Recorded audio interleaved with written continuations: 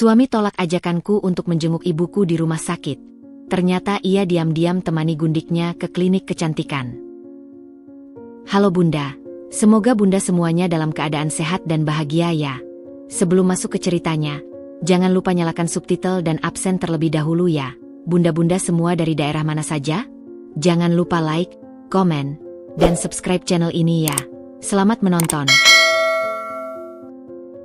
Hari itu, langit di luar jendela kamarku menggantungkan awan kelabu, seolah turut merasakan kegelisahan yang menggerogoti relung hatiku yang paling dalam. Aku, Dinda, berdiri di hadapan lemari pakaian suamiku, Mas Damar, dengan sehelai kemeja linen putih yang masih menyimpan aroma pewangi pakaian pilihanku yang lembut. Setiap lipatan kemejanya kurapikan dengan hati-hati, sebuah ritual harian yang telah menjadi bagian dari rutinitas rumah tangga kami selama 10 tahun terakhir. Namun, pagi ini, jari jemariku terasa kaku, dan pikiranku melayang jauh ke sebuah ruang rumah sakit di seberang kota, di mana ibuku terbaring lemah. Mas, suaraku pecah menyelingi keheningan kamar yang hanya disertai bunyi gesekan hanger pada besi pembatas lemari. Aku ingin sekali menjenguk ibu hari ini. Dokter bilang ada perkembangan, meski kecil. Beliau sudah bisa diajak bicara lebih lama. Aku ingin berada di sana, mendengarnya.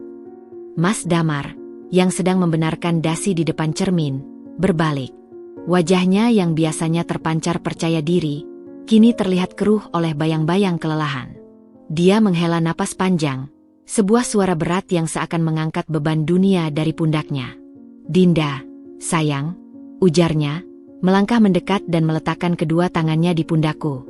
Kamu tahu meeting dengan investor dari Singapura hari ini sangat krusial bagi kelangsungan proyek baru kita. Ini menyangkut masa depan perusahaan, masa depan kita. Aku harus fokus penuh, dan aku khawatir jika kamu pergi sendiri dalam kondisi cuaca seperti ini. Lihat, hujan hampir turun. Belum lagi lalu lintas yang pasti macet. Aku tidak tega. Tapi, Mas, bantahku lemah, mataku sudah mulai berkaca-kaca. Aku bisa naik taksi atau panggil driver ojek online. Aku tidak akan merepotkanmu. Ibu pasti menungguku. Dia tadi menelepon. Suaranya lemah tapi dia bilang ingin ketemu. Din, tangannya mengelus lenganku, mencoba menenangkan. Aku janji, besok pagi aku akan membatalkan janji meeting apapun, dan kita akan pergi bersama-sama. Kita jenguk ibu, temani seharian, bahkan jika perlu kita bawa makanan favoritnya. Hari ini, tolong mengertilah, proyek ini sangat penting. Aku menunduk, memperhatikan ujung sepatunya yang mengilap. Konflik batin mengoyak-ngoyak diriku. Di satu sisi, keinginan kuat untuk berada di sisi ibu yang sedang lemah. Di sisi lain, pengertian yang selama ini kupupuk sebagai istri yang mendukung karir suami. Aku tahu dia bekerja keras untuk keluarga kami. Tapi, apakah selalu harus seperti ini? Apakah pekerjaan selalu menjadi prioritas di atas segalanya? Meetingnya sampai sore, ya? Tanyaku, suaraku lirih, hampir seperti bisikan. Iya, sayang. Kemungkinan besar sampai maghrib. Tapi aku akan berusaha cepat. Janjinya, menatapku dengan pandangan yang berusaha meyakinkan. Kamu di rumah saja, ya? Jaga anak-anak. Nanti malam kita makan bersama, cerita tentang ibu. Aku menghela napas, akhirnya menyerah. Seperti biasa. Baiklah, Mas. Hati-hati di jalan. Jangan lupa sarapan, aku sudah siapkan di meja makan. Dia tersenyum, lega karena berhasil membujukku. Dia mencium keningku dengan cepat, sebuah gesture yang dulu selalu membuatku merasa dicintai, tetapi sekarang terasa seperti formalitas belaka. Terima kasih sudah mengerti, Din. Kamu istri terbaik. Aku melihatnya berbalik, mengambil jaket dan portofolionya, dan bergegas keluar kamar. Aku mendengar langkahnya menuruni tangga, suara pintu mobil dibuka, dan akhirnya, derum mesin yang perlahan menjauh. Aku tetap berdiri di sana, di depan lemari yang masih terbuka, menatap kemeja-kemejanya yang tergantung rapi. Aroma parfumnya masih tersisa di udara, tapi hari ini, baunya terasa berbeda. Bau sebuah pengorbanan yang sekali lagi harus kulakukan, sebuah pengertian yang sekali lagi harus kuberikan. Sementara di dalam hatiku, Sebuah pertanyaan kecil mulai bersemi. Sampai kapan? Sore itu, setelah memastikan Alika dan Bima, kedua buah hatiku, telah dijemput supir dan sampai di rumah dengan selamat, kegelisahan yang kurasakan sejak pagi tak kunjung reda. Aku berjalan mondar-mandir di ruang keluarga. Jari-jariku tak henti-hentinya meremas ujung selendang yang kukenakan. Pikiran tentang ibu tak bisa kulupakan. Suaranya yang lemah namun penuh kerinduan di telepon tadi pagi masih terngiang-ngiang di telingaku. "Aisy, tolong jaga Alika dan Bima. Ibu mau ke rumah sakit menjenguk nenek," kataku pada asisten rumah tangga kami yang telah setia bertahun-tahun. "Sendiri, Bu? Tapi cuaca tidak menentu. Dan Tuan sudah bilang mau antar besok," balas Aisy dengan wajah khawatir. "Tidak apa. Ibu tidak bisa menunggu sampai besok. Kalau Bapak telepon, bilang saja ibu sedang istirahat dan tidak bisa diganggu," pintaku, berusaha terdengar tenang meski dada ini sesak oleh perasaan bersalah dan kecemasan. Aisy mengangguk patuh, meski matanya masih memancarkan kekhawatiran. "Hati-hati, Bu Dinda." Keluarlah aku dari rumah, menyambut udara sore yang lembab dan berbau hujan. Awan kelabu masih menggantung rendah, mengancam akan mencurahkan isinya setiap saat. Seperti yang kuduga, lalu lintas cukup padat. Mobil-mobil berbaris perlahan, klakson sesekali berbunyi saling sahut. Di dalam kemacetan ini, pikiranku melayang. Aku teringat janji Mas Damar yang begitu mudah diucapkan. "Besok, aku janji." Berapa kali, "besok," itu ternyata hanya menjadi kata penunda yang tak pernah terwujud. Sambil menyetir, tanganku meraih ponsel. Jempolku bergerak sendiri, membuka aplikasi pesan. Aku mengetik pesan untuk Mas Damar. "Mas, meetingnya masih lama? Ibu tadi telepon lagi, kedengarannya sangat rindu." Aku menatap layar, menunggu balasan yang tak kunjung datang. 5 menit, 10 menit. Tidak ada jawaban. Biasanya, jika sedang meeting penting, dia akan membalas dengan singkat. "Masih panjang, Din. Nanti aku hubungi." Tapi hari ini, sunyi senyap. Kekhawatiran yang lain mulai menyusup. Jangan-jangan dia kecelakaan? Atau meetingnya sangat intens sampai-sampai tidak bisa menyentuh ponsel? Aku mencoba meneleponnya. Bunyi dering panjang.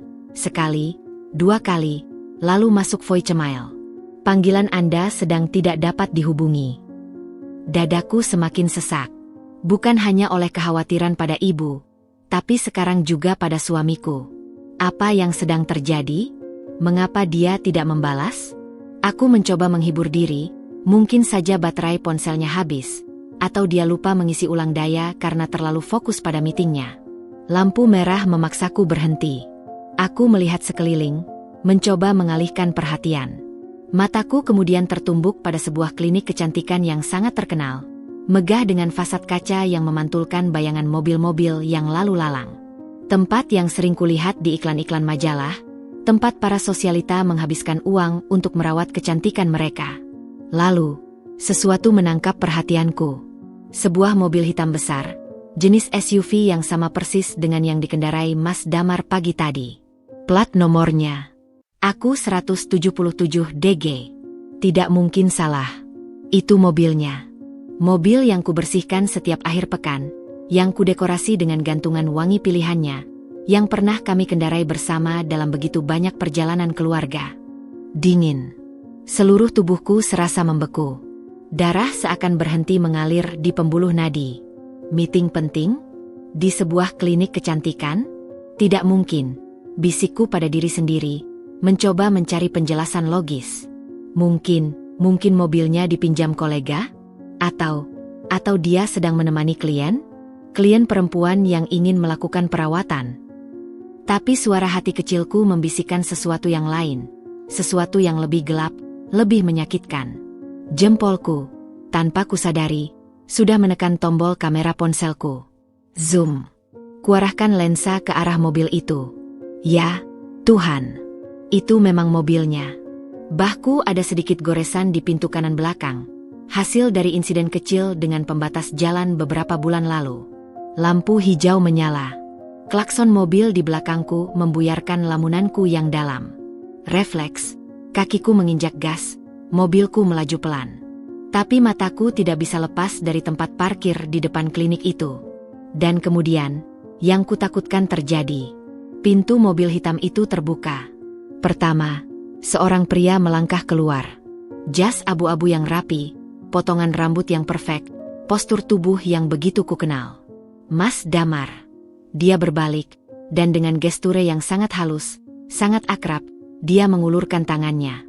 Seorang wanita muda melompat keluar dari kursi penumpang. Rambut coklat terurai, tubuhnya ramping dalam balutan dress merah yang mencolok. Dia tertawa, menggandeng tangan Mas Damar yang diulurkannya, lalu membiarkan tangannya tersebut tergandeng erat di lengan Mas Damar. Mereka berjalan berdampingan, menuju pintu kaca klinik itu, seperti sepasang kekasih yang sedang berbahagia. Wanita itu, aku mengenalinya. Wajahnya tidak asing. Anggi, sekretaris barunya yang katanya sangat efisien dan pekerja keras. Yang wajahnya sering muncul di layar ponselnya ketika ada notifikasi masuk, yang dia bilang hanya urusan kerja. Dunia di sekelilingku seakan kehilangan suara.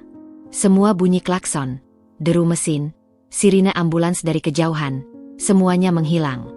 Yang ada hanyalah gambar di depan mataku. Suamiku, yang tadi pagi berdalih meeting penting, sedang dengan mesra mengantar wanita lain ke klinik kecantikan. Air mata mulai mengaburkan pandanganku. Napasku tersengal. Haruskah ku menghampiri mereka? Konfrontasi di tempat? Tapi untuk apa? Mempermalukan diri sendiri di tempat umum? Dengan tangan yang gemetar, kusimpan ponsel yang berisi foto bukti pengkhianatan itu. Kurai setir dengan erat, dan dengan napas terengah-engah, kuputar setir dan kusisipkan mobilku ke sebuah jalan kecil yang sepi, jauh dari klinik itu, jauh dari penglihatanku. Aku memarkir mobil di bawah pohon yang rindang, dan akhirnya, membiarkan air mataku mengalir tanpa bisa kubendung lagi. Isakanku mengguncang seluruh tubuhku, sendirian, di dalam mobil, di tengah kota yang terus bergerak tanpa peduli pada rasa hancurku. Dingin. Itu satu-satunya sensasi yang bisa kurasakan, menyusup dari ujung jari kaki hingga ke tulang tengkorak, membekukan setiap sel dalam tubuhku. Aku duduk terpaku di balik kemudi, tangan masih mencengkeram setir dengan kaku, seolah-olah benda itulah satu-satunya penahan agar diriku tidak hancur berantakan. Pandanganku kabur oleh air mata yang tak henti mengalir, membasahi pipi dan menjatuhkan titik-titik gelap pada kain rokku. Di luar, rintik hujan mulai membasahi kaca depan, mengaburkan dunia yang tiba-tiba terasa begitu asing dan kejam. Tidak mungkin. Bisikku pada diri sendiri, suara serak dan pecah. Pasti ada penjelasannya. Pasti. Tapi gambar itu terpatri jelas di benakku. Mas Damar dalam jas abu-abu yang kusetrika dengan hati-hati tadi pagi. Anggi dalam dress merah yang mencolok, tertawa lepas, tangannya tergandeng erat di lengan suamiku. Keakraban itu, kesenangan itu bukan ekspresi dua orang yang sedang membicarakan bisnis. Dengan gemetar, ku bersihkan air mataku dengan punggung tangan. Napasku masih tersengal-sengal. Dada terasa sesak dan berat. Aku harus memastikan. Aku harus melihat lebih jelas. Mungkin aku salah. Mungkin itu bukan mereka. Logikaku berteriak bahwa mustahil aku keliru. Tapi hatiku yang terluka masih berusaha mencari secercah harapan, betapa tipisnya pun. Pelankan mobil. Kumasukkan persneling mundur dan memutar kemudi, mengarahkan mobil kembali ke jalan utama. Hujan semakin deras, membentuk genangan-genangan kecil di aspal. Aku parkirkan mobil di spot yang agak jauh dari klinik, tetapi masih memiliki view yang jelas ke arah pintu masuk. Aku membuka aplikasi kamera di ponselku, jari-jariku begitu gemetar hingga hampir saja menjatuhkan telepon genggam itu. Tolong, desisku, entah kepada siapa. Tolong jangan biarkan ini benar. Aku menekan tombol rekam. Zoom. Lensa kamera menangkap dengan jelas sosok mereka berdua yang masih berdiri di bawah kanopi marmer klinik, terlindung dari hujan. Mas Damar sedang berbicara dengan resepsionis. Anggi berdiri sangat dekat dengannya, sesekali menoleh ke arahnya dan tersenyum. Senyum manis yang biasanya dia persembahkan hanya untukku dan anak-anak. Lalu, sesuatu yang lain membuat nafasku tercekat. Mas Damar mengangkat tangannya dan dengan lembut, sangat lembut, menyingkirkan sehelai rambut yang menempel di pipi Anggi. Gesture yang intim. Personal. Bukan gesture seorang bos pada sekretarisnya. Ya, Tuhan, erangku pelan. Rasa mual tiba-tiba menyerang. Perutku terasa melilit. Selama ini. Ponsel di tanganku bergetar. Aku terkejut, hampir saja menjatuhkannya. Sebuah notifikasi muncul di layar. Mas Damar, meeting masih panjang. Sayang, kamu dan anak-anak sudah makan? Jangan lupa makan malam yang sehat. Love you. Aku menatap pesan itu, kata-kata manis yang sama yang biasa dia kirimkan setiap hari. Kata-kata yang dulu membuatku tersenyum, merasa diperhatikan. Sekarang, kata-kata itu terasa seperti pisau yang menyayat-nyayat hatiku. Sebuah kebohongan yang begitu mudah dia lontarkan, sementara dia berdiri di sana, di sebuah klinik mewah, dengan wanita lain. Air mata kembali mengalir deras. Kemarahan, rasa sakit, dan pengkhianatan bercampur aduk menjadi satu badai emosi yang hampir tak tertahankan. Aku ingin berlari keluar, menerjang mereka berdua, berteriak mempertanyakan semua kebohongan ini. Tapi kakiku terasa seperti dilem oleh timah panas. Aku tidak bisa bergerak. Aku melihat mereka berdua berbalik dan menghilang ke dalam klinik, meninggalkan dunia luar dan meninggalkan diriku yang hancur di dalam mobil, terperangkap dalam realita yang tidak pernah kuduga. Untuk apa, Damar? Bisikku pada udara yang sunyi, suaraku parau oleh tangisan. Untuk apa semua kebohongan ini? Apa yang tidak kuberikan padamu? Apa yang kurang dariku? Tidak ada jawaban, tentu saja. Hanya derai hujan yang semakin deras membasahi kaca mobil, seiring dengan derai air mataku yang membasahi pipi. Aku mematikan mesin mobil dan membiarkan kesunyian menyelimutiku, bersama dengan rasa sakit yang begitu dalam, begitu menyiksa, meninggalkan luka yang aku tahu tidak akan pernah benar-benar sembuh. Waktu berjalan dengan lambat, seperti molase yang mengalir malas di tengah dinginnya kabut pengkhianatan yang menyelimutiku. Aku masih duduk di dalam mobil, tangan menggenggam setir dengan erat, seolah-olah itu adalah satu-satunya ancor yang mencegahku terseret arus kesedihan yang begitu kuat. Hujan di luar telah berubah menjadi gerimis yang menyedihkan, membasahi jalanan dan mencerminkan keadaan hatiku yang remuk redam. Ponsel di pangkuanku terasa berat, menyimpan bukti visual yang tak terbantahkan dari kebohongan yang telah merobek-robek realitaku. Tiba-tiba, dering telepon memecah kesunyian yang pekat di dalam mobil. Aku terkejut, jantung berdebar kencang. Nama, Mas Damar, terpampang di layar, berkedip-kedip dengan nada dering yang biasa saja. Nada yang kuseting bertahun-tahun lalu dan tak pernah kuubah karena selalu membuatku tersenyum. Sekarang, nada itu terdengar seperti ejekan yang pedas. Haruskah kuangkat? Bisakah kuangkat? Apa yang harus kukatakan? Dengan tangan yang masih gemetar, hampir saja kutetukan tombol tolak. Tapi sesuatu menghentikanku. Sebuah rasa ingin tahu yang sakit, untuk mendengar seberapa jauh dia akan membawa kebohongan ini. Seberapa mahir dia memakai topeng suami yang penuh perhatian. Aku menarik napas dalam-dalam, berusaha menenangkan getar di suaraku. Tenang, Dinda. Kamu harus kuat. Halo? Suaraku serak, sengaja kurendahkan agar terdengar seperti orang yang baru bangun tidur. Din? Sayang, kamu di mana? Suaranya terdengar seperti biasa, hangat dan penuh perhatian. Bahkan mungkin ada sedikit nada khawatir yang terlatih dengan sempurna. Meetingnya baru selesai. Lumayan melelahkan, tapi alhamdulillah berjalan lancar. Kamu dan anak-anak sudah makan. Setiap katanya seperti jarum yang menusuk-nusuk kulitku. Meeting? Berjalan lancar? Aku melihat ke arah klinik kecantikan itu, membayangkannya duduk di ruang tunggu yang mewah dengan Anggi di sampingnya. Ah, iya, meeting, kataku, berusaha keras agar suaraku tidak terdengar datar atau penuh tuduhan. Aku di rumah, Mas. Baru saja bangun tidur. Tadinya mau jenguk ibu, tapi kepala agak pusing. Sebuah kebohongan kecil untuk menutupi luka besar yang sedang berdarah di dalam. Di rumah saja? Bagus. Istirahat yang cukup. Ya. Ibu, gimana? Baik-baik saja? Tanyanya, dan aku bisa membayangkan ekspresi kepura-puraannya, seolah-olah dia benar-benar peduli. Alhamdulillah, ibu baik-baik saja. Jawabku, menelan ludah yang terasa pahit. Cuma, rindu. Dia tadi telepon lagi, tanyakan kapan kita bisa datang. Aku sengaja menyebut kita, ingin melihat reaksinya. Dia terdiam sejenak, sangat singkat, hampir tidak terdeteksi. Oh, ya? Besok, sayang. Besok pagi aku jemput. Kita langsung ke rumah sakit. Aku janji. Ini meeting penting sudah selesai. Besok aku bisa full nemenin kamu dan ibu. Janjinya lagi.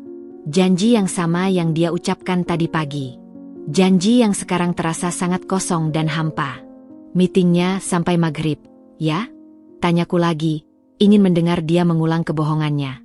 Iya, sayang. Tadi meetingnya molor. Diskusinya cukup intens. Tapi sekarang sudah selesai. Aku di jalan nih, mau pulang.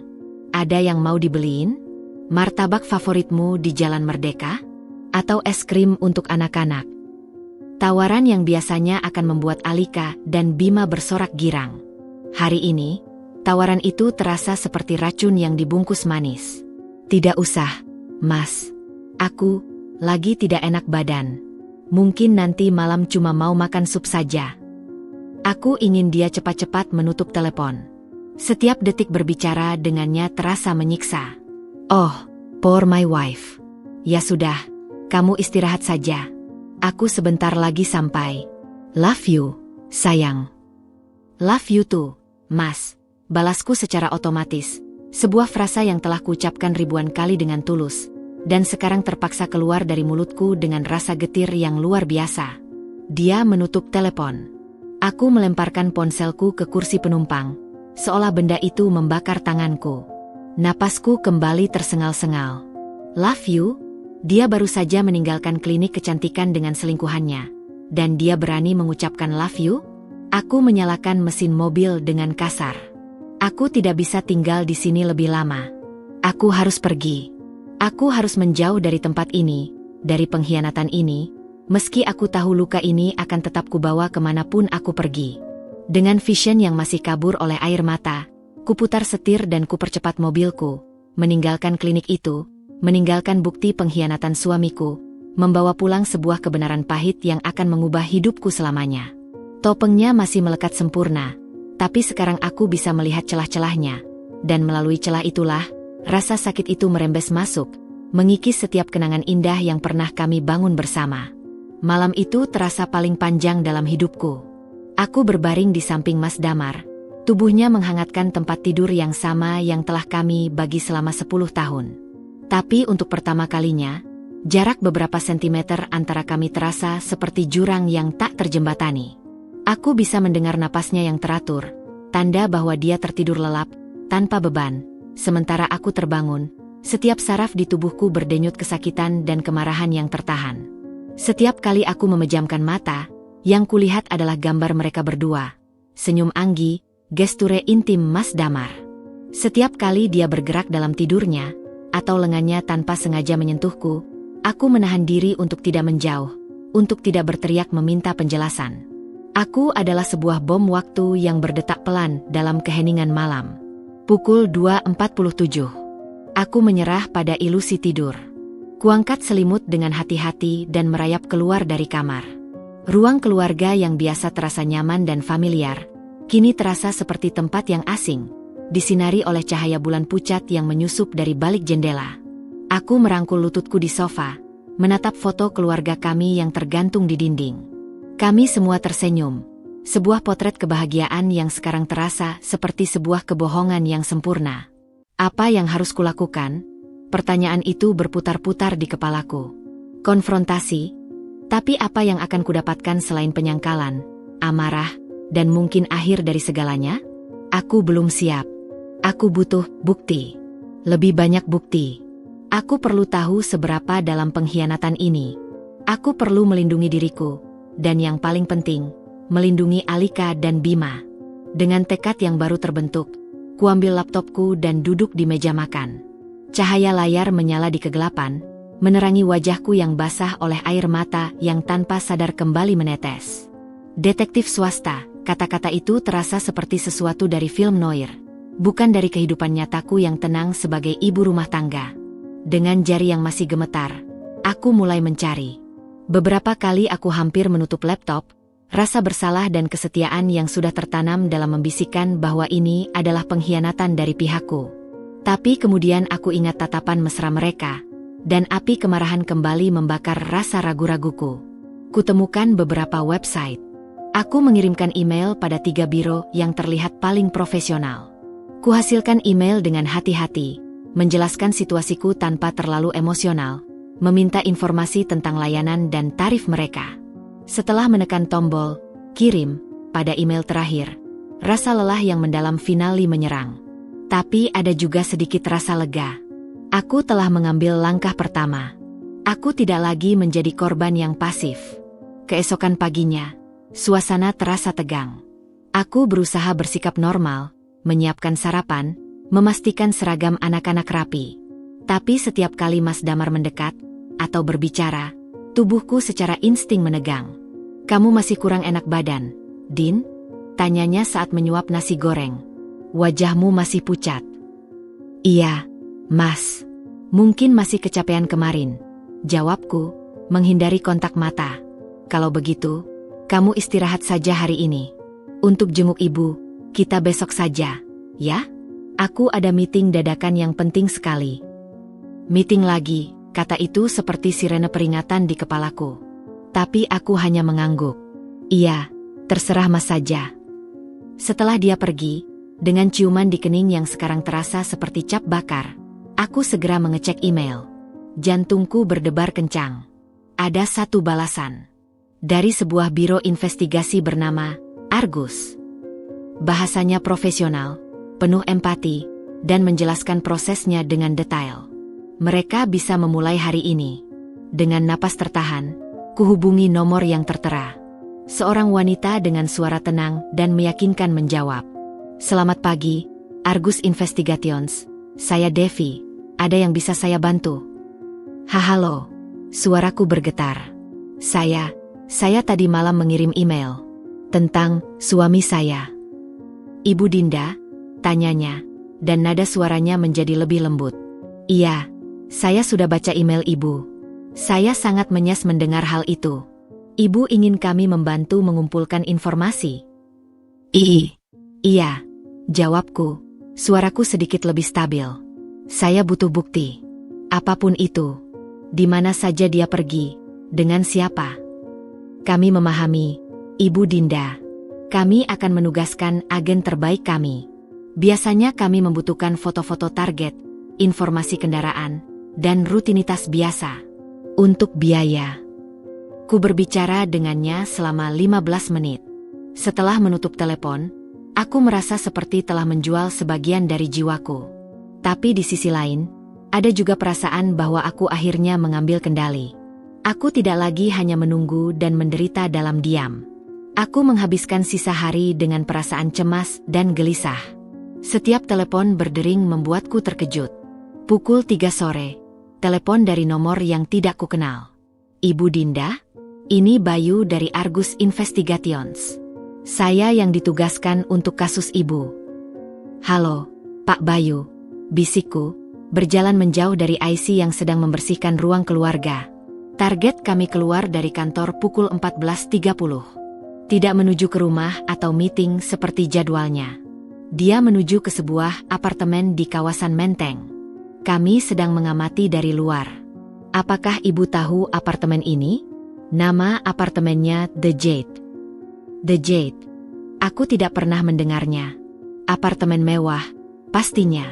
"Tidak," jawabku, suaraku lirih. "Saya tidak tahu." "Oke, Ibu. Kami akan terus mengawasi. Kami akan kirim update berikutnya."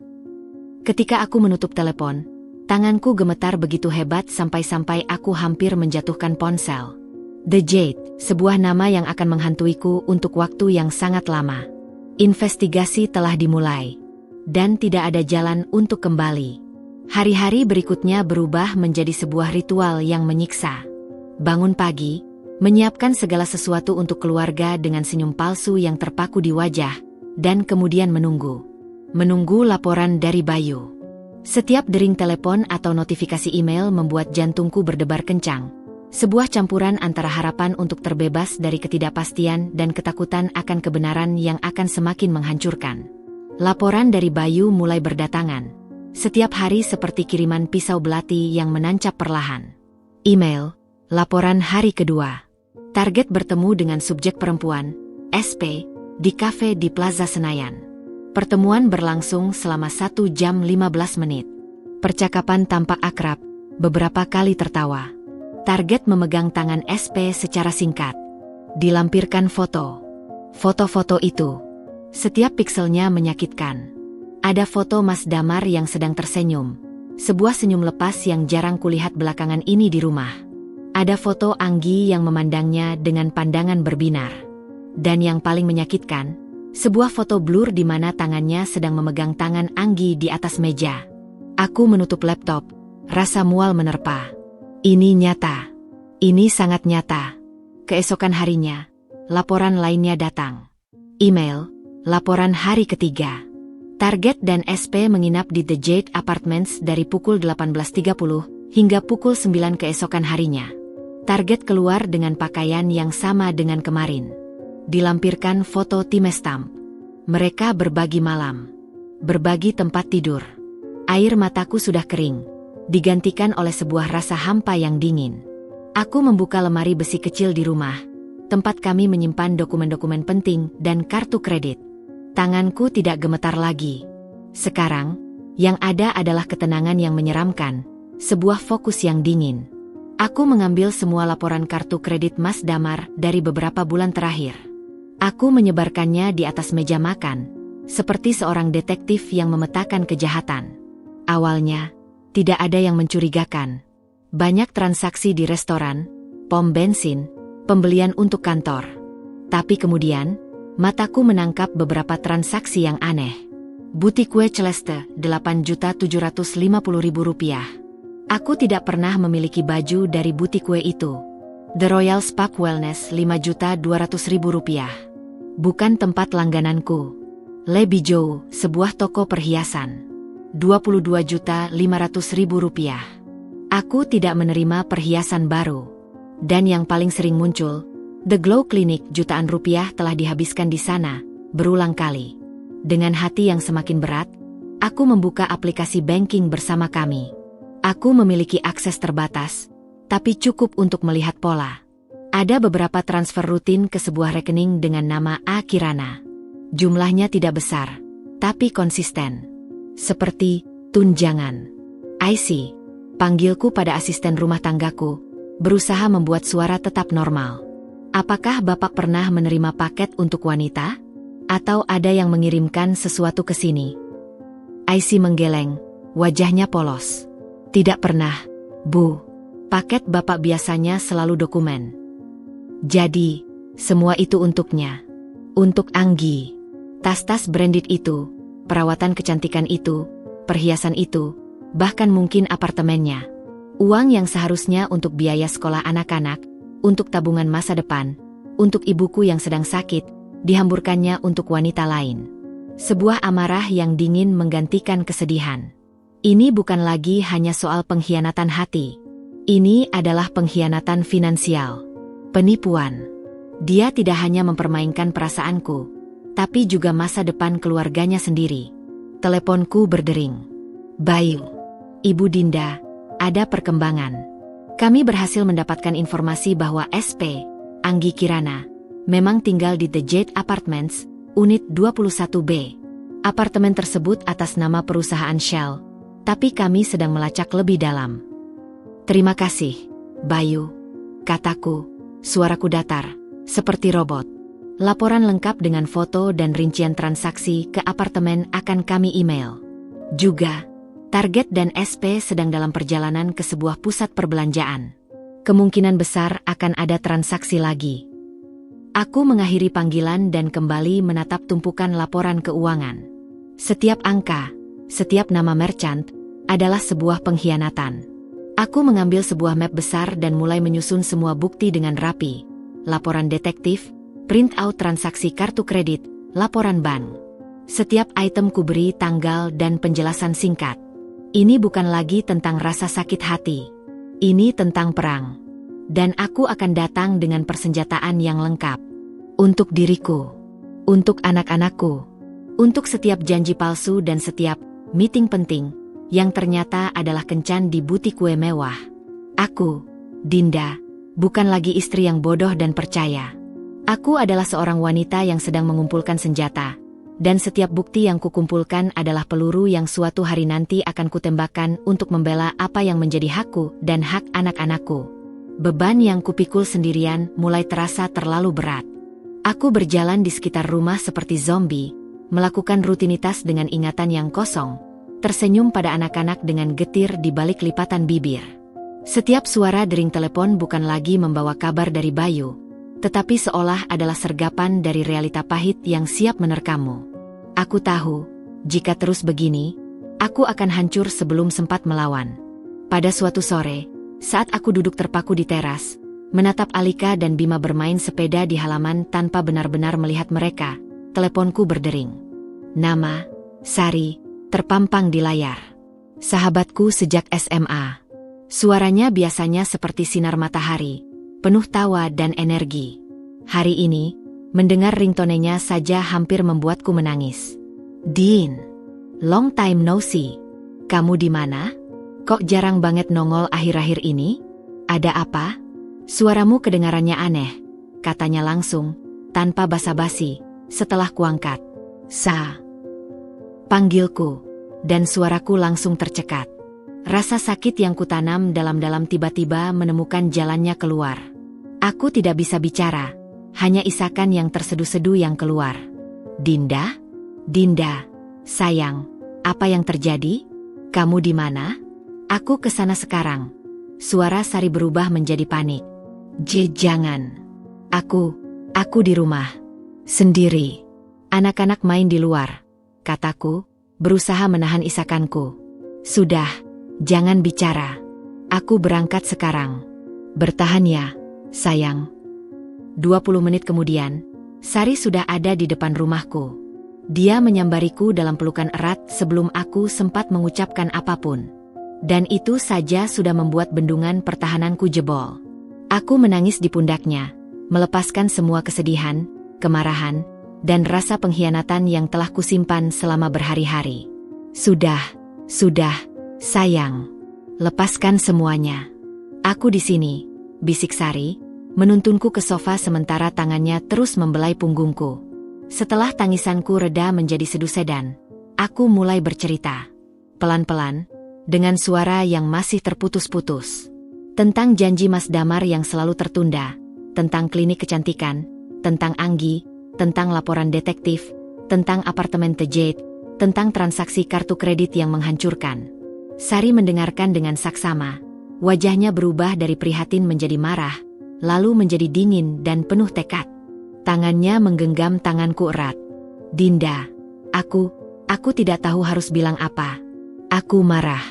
Sangat marah padanya. Berani-beraninya dia memperlakukanmu seperti ini. Setelah semua yang kau berikan, geramnya, matanya menyala. Tapi yang terpenting sekarang, kamu tidak boleh sendirian. Kamu harus kuat. Untuk Alika dan Bima. Aku tahu, Sa. Tapi rasanya sakit sekali. Aku merasa begitu bodoh. Terlalu percaya. Kamu bukan bodoh, Din. Kamu adalah istri yang setia dan pengertian. Dialah yang tidak bisa menghargai itu. Sekarang, dengarkan aku, katanya, memegang pundakku dan memaksaku menatap matanya yang penuh keyakinan. Kamu harus mengumpulkan semua bukti itu. Semua. Untuk perlindunganmu dan anak-anak. Dia sudah tidak segan menghamburkan uang keluarga untuk selingkuhannya. Kamu harus amankan aset-aset yang lain. Dia membantuku menyusun strategi. Pertama, buat salinan semua bukti itu. Simpan di cloud, berikan padaku 1 kopi. Kedua, kamu harus bicara pada ibumu. Dia perlu tahu, Dinda. Dia adalah support system MU. Jangan khawatirkan kesehatannya. Justru mengetahui kebenaran akan membuatnya lebih waspada dan membantumu. Nasihat itu terasa berat. Memberitahu ibu. Kondisinya masih belum stabil. Keesokan harinya, dengan keberanian yang kupinjam dari Sari, aku pergi ke rumah sakit sendirian. Ibu terlihat lebih segar, duduk di tempat tidur dan membaca buku. Dinda, sayang. Damar mana? Tanyanya, tersenyum. Duduk di samping tempat tidurnya, genggamannya lemah tapi hangat. Ibu, aku perlu bicara sesuatu yang serius. Suaraku bergetar. Wajah ibu langsung berubah serius. Ada apa, nak? Kamu dan Damar bertengkar. Lebih dari itu, Bu. Dan sekali lagi, air mataku mengalir. Kuceritakan semuanya, pelan-pelan, berusaha tidak membuatnya terlalu shock. Kuserahkan padanya beberapa print out bukti yang tidak terlalu eksplisit. Ibu terdiam lama setelah aku selesai bercerita. Matanya berkaca-kaca, tapi tidak menangis. Dia meremas tanganku lebih kuat. Oh, anakku, sayangku. Desisnya, suaranya parau. Selama ini kamu menanggung sendiri? Kenapa tidak bilang dari dulu? Aku takut mengganggu kesembuhan ibu. Dinda, penyakit ibu bukan alasan untuk membiarkan anak ibu disakiti seperti ini, katanya dengan tegas, sebuah kekuatan yang tidak kuduga ada padanya. Dengarkan ibu, kamu harus tegas. Jangan biarkan dia menginjak-injak harga dirimu lagi. Ibu ada di sini untukmu, selalu. Jika kamu perlu keluar dari rumah itu, bawa cucu-cucu ibu ke sini. Pelukan ibu saat itu terasa seperti pelindung yang paling kokoh. Air mata yang keluar kali ini bukan lagi air mata keputusasaan, tetapi air mata kelegaan karena akhirnya aku tidak sendirian. Aku pulang dengan beban yang terasa lebih ringan, meski hati masih remuk. Aku memiliki Sari yang galak tapi sangat protektif. Aku memiliki ibu yang dari tempat tidur sakitnya masih memberikan kekuatan yang luar biasa. Mereka adalah baju zirahku. Dan dengan dukungan mereka, tekadku semakin bulat. Aku akan melawan. Aku akan bertahan. Untuk diriku, dan untuk anak-anakku. Pertempuran mungkin belum usai, tapi setidaknya sekarang, aku tidak lagi seorang diri di medan perang. Hampir 2 minggu sejak investigasi dimulai, dan hidup dalam rumah yang sama dengan Mas Damar terasa seperti berjalan di atas lapisan es yang tipis. Aku telah menguasai seni berpura-pura, tersenyum saat menyuapinya makan malam, mengangguk saat dia bercerita tentang kesibukan kerja, dan bahkan berpura-pura tertidur pulas saat dia membelakangiku di tempat tidur. Setiap interaksi adalah akting yang memakan energi, tetapi laporan dari Bayu dan dukungan dari Sari serta ibu memberikanku kekuatan untuk terus bermain peran. Suatu Jumat malam, Mas Damar pulang lebih awal dari biasanya. Langkahnya berat, wajahnya yang biasanya maskulin dan percaya diri kini keruh oleh awan kekesalan. Dia melemparkan jasnya ke atas kursi dengan gerakan kasar, sesuatu yang sangat tidak biasa baginya yang biasanya sangat tertib. Ada apa, Mas? Kok wajahnya muram sekali? Tanyaku, berusaha membuat suara terdengar penuh perhatian, sambil menyiapkan secangkir teh chamomile untuknya. Teh yang biasanya dia minum saat sedang stres. Dia mendesah panjang, menjatuhkan dirinya ke sofa dengan lelah. Proyek Greenfield.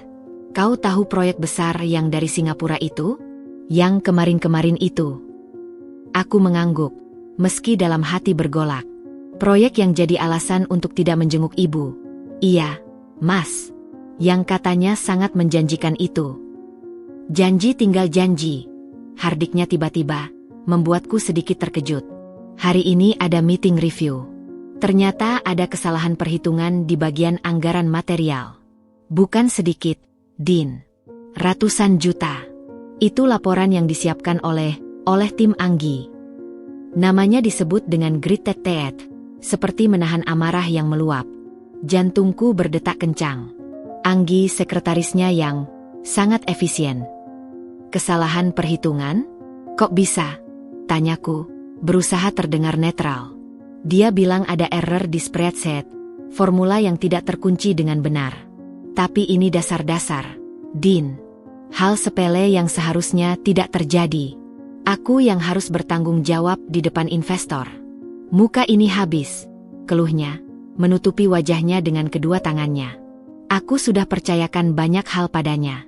Dia terlihat begitu kompeten, tapi konsentrasinya terganggu karena harus membagi waktu antara mengurus bos yang sudah beristri dan memastikan kulitnya selalu mulus di klinik kecantikan, batinku dengan pedas.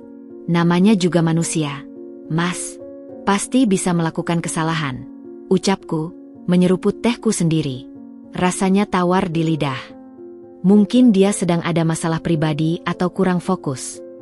Dia mengangkat wajah, matanya memancarkan kekecewaan dan frustrasi. Ini bukan saatnya untuk tidak fokus, Dinda. Proyek ini nyawa perusahaan untuk tahun depan. Sekarang semuanya jadi dipertanyakan. Reputasiku. Dia tidak menyelesaikan kalimatnya. Dia hanya menggeleng-geleng, lalu menarik napas dalam-dalam. Aku harus bekerja lembur minggu ini. Perbaiki semua ini. Meeting lagi besok pagi untuk damage control. Besok pagi? Tapi kan besok hari Sabtu. Mas, janji mau antar aku dan anak-anak jenguk ibu. Protesku lemah, meski sudah tahu jawabannya. Dinda, tolong jangan mulai dengan itu sekarang. Potongnya dengan suara meninggi, penuh emosi. Lihat kondisiku. Perusahaan ini yang membayar makanan yang kita makan.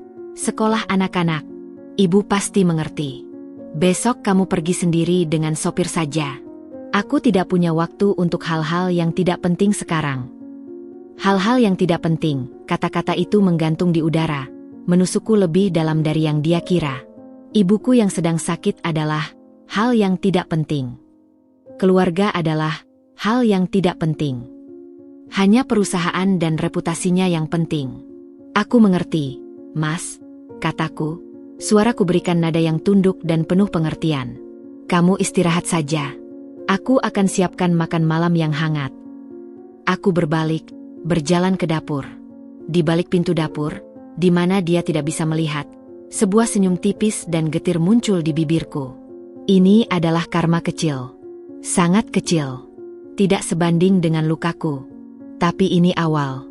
Awal dari runtuhnya menara kartu yang dia bangun dengan kebohongannya. Dia menyalahkan Anggi karena kesalahan spreadsheet. Dia tidak tahu bahwa kesalahan terbesarnya adalah mempercayai seorang wanita yang hanya memanfaatkannya untuk kemewahan, dan mengabaikan seorang wanita yang selalu mendukungnya dengan setia. Malam itu, aku mendengarnya berbicara di telepon di ruang kerjanya. Suaranya rendah tapi tegang. Kemungkinan besar dengan Anggi. Aku tidak mendengar detailnya, tapi nada membela diri dan kemarahan yang tertahan di suaranya adalah musik yang indah di telingaku. Esok harinya, dia pergi sebelum subuh. Aku pergi menjenguk ibu dengan anak-anak. Dan untuk pertama kalinya, dalam perjalanan pulang, aku tidak menangis. Aku hanya memandangi jalanan, dengan tekad yang mengeras. Karma mungkin berjalan pelan, tapi dia sudah mulai berjalan. Dan aku akan menyaksikan setiap langkahnya. Keesokan harinya, setelah pertunjukan kemarahan Mas Damar dan pengingat keras bahwa aku dan keluarganya adalah hal yang tidak penting, sesuatu dalam diriku mengeras seperti baja yang ditempa dalam api pengkhianatan. Rasa sakitnya masih ada, menggerogoti seperti karat, tetapi sekarang telah disalurkan menjadi sebuah tekad yang dingin dan terfokus. Aku tidak akan lagi menjadi Dinda yang hanya menunggu dan menderita. Aku akan menjadi arsitek dari kebangkitanku sendiri. Perang dingin dimulai dengan halus, hampir tak terlihat. Pagi itu, seperti biasa, aku membantunya memilih dasi. Biasanya, aku akan dengan saksama mencocokkan warna dengan kemeja dan jasnya. Hari ini, aku hanya membuka lemari dan berkata datar, "Silakan pilih sendiri, Mas. Aku harus periksa sarapan anak-anak." Aku meninggalkannya yang terlihat sedikit bingung, menatap koleksi dasinya yang berbaris rapi. Di meja makan, biasanya aku akan menanyakan rencananya hari ini, mengingatkannya tentang meeting, atau sekadar mengobrol ringan. Hari ini, aku hanya menyajikan sarapannya di depan tanpa sepatah kata pun. Aku fokus pada Alika dan Bima, mengolesi roti mereka, memastikan susu mereka habis, menjawab celotehan mereka dengan penuh perhatian yang sebelumnya terbagi. "Din, kamu baik-baik saja?" tanyanya, setelah beberapa saat makan dalam keheningan yang canggung. "Kamu, pendiam sekali pagi ini." Aku menoleh padanya, memberikan senyum tipis yang tidak sampai ke mata. "Baik-baik saja, Mas. Hanya sedikit pusing. Silakan makan, nasinya bisa dingin." Aku segera kembali mengalihkan perhatian ke Bima yang sedang berusaha menangkap telur dadarnya dengan garpu. Aku melihatnya dari sudut mataku.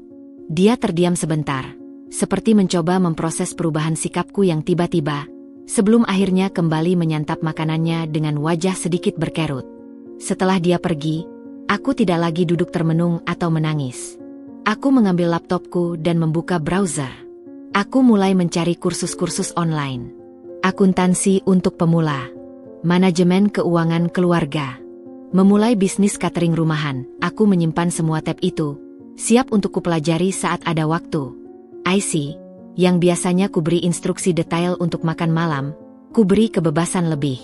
Masak apa saja yang mudah. IC, yang penting bergizi untuk anak-anak. Aku tidak lagi menghabiskan waktu berjam-jam di dapur untuk memastikan makan malamnya sempurna. Waktu itu kugunakan untuk belajar modul online atau bermain puzzle dengan anak-anak. Malamnya, saat dia pulang, biasanya aku akan menyambutnya di pintu, mengambil tas kerjanya, dan menanyakan harinya. Hari ini, aku tetap duduk di sofa, membacakan buku cerita untuk Alika. "Pulang ya," katanya, berdiri di depan kami. Aku mengangkat kepala sejenak. "Oh, iya. Makan malam sudah siap di meja. IC sudah membereskan semuanya." Lalu aku kembali ke buku cerita. Dan kemudian, naga kecil itu terbang tinggi. Dia berdiri di sana beberapa detik, sebelum akhirnya berjalan ke meja makan sendirian. Perubahannya halus, tetapi terasa. Suasana rumah yang biasanya hangat dan ramai oleh obrolanku, kini menjadi lebih sunyi, lebih independen. Aku masih menjalankan tugas sebagai ibu rumah tangga, tetapi jiwa dan perhatianku telah menarik diri. Aku tidak lagi menjadi pendengar setia keluh kesahnya tentang pekerjaan. Jika dia bercerita, aku hanya mengangguk sesekali, atau memberikan respon singkat. "Oh, begitu." Atau, "Semoga besok lebih baik." Aku bisa merasakan kebingungannya. Dia beberapa kali mencoba meraih tanganku atau mencium keningku, tetapi aku selalu punya alasan untuk menghindar. Sedang memegang piring kotor, sedang mengepel, atau pura-pura terbatuk. "Kamu masih marah karena aku batalkan janji jenguk ibu?" tanyanya suatu malam, saat aku sedang melipat baju di kamar. Aku tidak menoleh. "Tidak, Mas. Sudah kubilang, aku mengerti kesibukan Mas. Ibu juga mengerti." Jawabanku halus, datar, dan tidak menyisakan ruang untuk diskusi lebih lanjut. Aku fokus pada anak-anak. Aku menghabiskan lebih banyak waktu dengan mereka, membawa mereka ke taman, membantu mereka mengerjakan PR, menciptakan sebuah dunia kecil yang hanya berisi kami bertiga.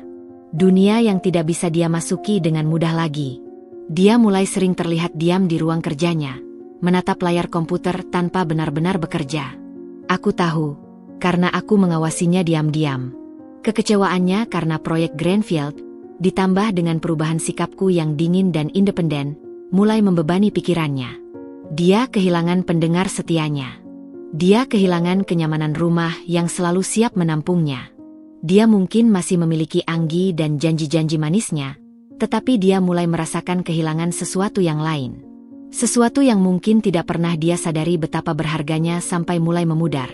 Keberadaanku yang konstan, pendukungnya yang tanpa syarat. Dan sementara dia sibuk dengan urusannya sendiri dan selingkuhannya, aku sibuk menyusun balok-balok untuk kehidupan baruku. Sebuah kehidupan yang tidak lagi berpusat padanya. Perang dingin mungkin tidak dramatis, tetapi perlahan-lahan, pasti, itu mengikis fondasi dari ilusi bahagia yang selama ini kami jalani. Aku menarik diri, dan dalam keheningan yang kuciptakan, dia akhirnya mulai mendengar gema dari kesalahannya sendiri. Perang dingin yang kuberlakukan seakan tidak digubris oleh Mas Damar. Justru, seiring dengan semakin dingin dan mandirinya aku, dia malah seperti mendapat pembenaran untuk semakin menjauh. Arogansinya, yang mungkin lahir dari rasa bersalah yang tidak diakui, mulai muncul dalam bentuk yang lebih nyata dan menyakitkan. Pulang larut malam menjadi norma baru. Alasannya selalu sama, meeting lembur, dinner dengan klien, harap maklum, Din, proyek Greenfield lagi kritis. Suaranya melalui telepon selalu terdengar lelah, tapi ada nada acuh yang baru, seolah aku tidak lagi berhak untuk bertanya lebih detail. Aku tidak pernah menelponnya lagi untuk menanyakan di mana dia. Aku hanya mendengarkan laporan dari Bayu, yang kini menjadi sumber kebenaran satu-satunya dalam hidupku. Email, target dan SP makan malam di restoran Italia, Bella Vista. SP menerima hadiah tas branded, merek C. Target menggunakan kartu kredit perusahaan. Dilampirkan foto. Foto itu menunjukkan mereka duduk berdua di sudut romantis. Anggi tersenyum sumringah memegang tas baru yang mengilap. Mas Damar terlihat puas, seperti seorang pria yang sedang memamerkan trofi. Keesokan harinya, laporan lainnya masuk. Email, target mengantar SP ke dealer mobil.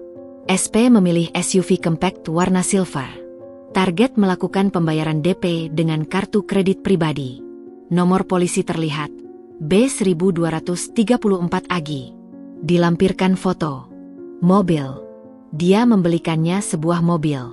Sementara aku masih setia mengemudikan MPV keluarga kami yang sudah berusia 5 tahun. Darahku mendidih, tapi kupendam dalam-dalam. Setiap bukti baru kusimpan rapi dalam map biru tebal yang kusembunyikan di balik tumpukan spray di lemari atas. Map itu menjadi semacam kitab suci dari penderitaanku, sebuah pengingat betapa jauh penghinaan ini telah berlangsung. Suatu sore, dia pulang lebih awal, yang kini menjadi kejadian langka. Wajahnya sumringah, berbeda dengan kekesalan karena proyek Greenfield beberapa minggu lalu. "Din, ada kabar baik," panggilnya saat melepas sepatu. Aku yang sedang menyortir baju anak-anak untuk disumbangkan, hanya menoleh sekilas. "Oh, ya? Apa itu?" Proyek Greenfield akhirnya diselamatkan. Aku berhasil nego dengan investor, dan kita dapat tambahan modal. Bahkan lebih besar dari rencana awal. Dia mengumumkannya dengan bangga, seolah mengharapkan pujian. Di dalam hatiku, amarah menggelegak. "Kita," dia menggunakan kata, "kita." Uang yang mungkin akan dihamburkannya lagi untuk Anggi dan kehidupan mewah mereka berdua. "Syukurlah, Mas." "Selamat," kataku, suara datar, tanpa antusiasme. Kubalikan badan, fokus kembali pada baju-baju kecil di hadapanku. Dia terlihat sedikit kecewa dengan responku yang dingin. "Ini artinya perusahaan akan semakin stabil, Din. Keuangan keluarga juga akan lebih baik." "Apa gunanya keuangan keluarga lebih baik jika uangnya dipakai untuk membeli mobil untuk wanita lain?" batinku. Tapi aku hanya mengangguk. "Bagus." Dia mendekatiku, mencoba meraih pundakku. "Aku janji, setelah semua ini selesai, kita akan liburan. Ke Bali, atau ke luar negeri. Hanya kita dan anak-anak." Janji. Lagi-lagi janji. Janji yang sama yang pernah dia ucapkan untuk menjenguk ibuku. Janji yang sekarang terasa seperti umpan untuk membuatku tetap diam dan patuh. "Aku tidak terlalu suka traveling, Mas. Lagi pula, siapa yang akan jaga ibu?"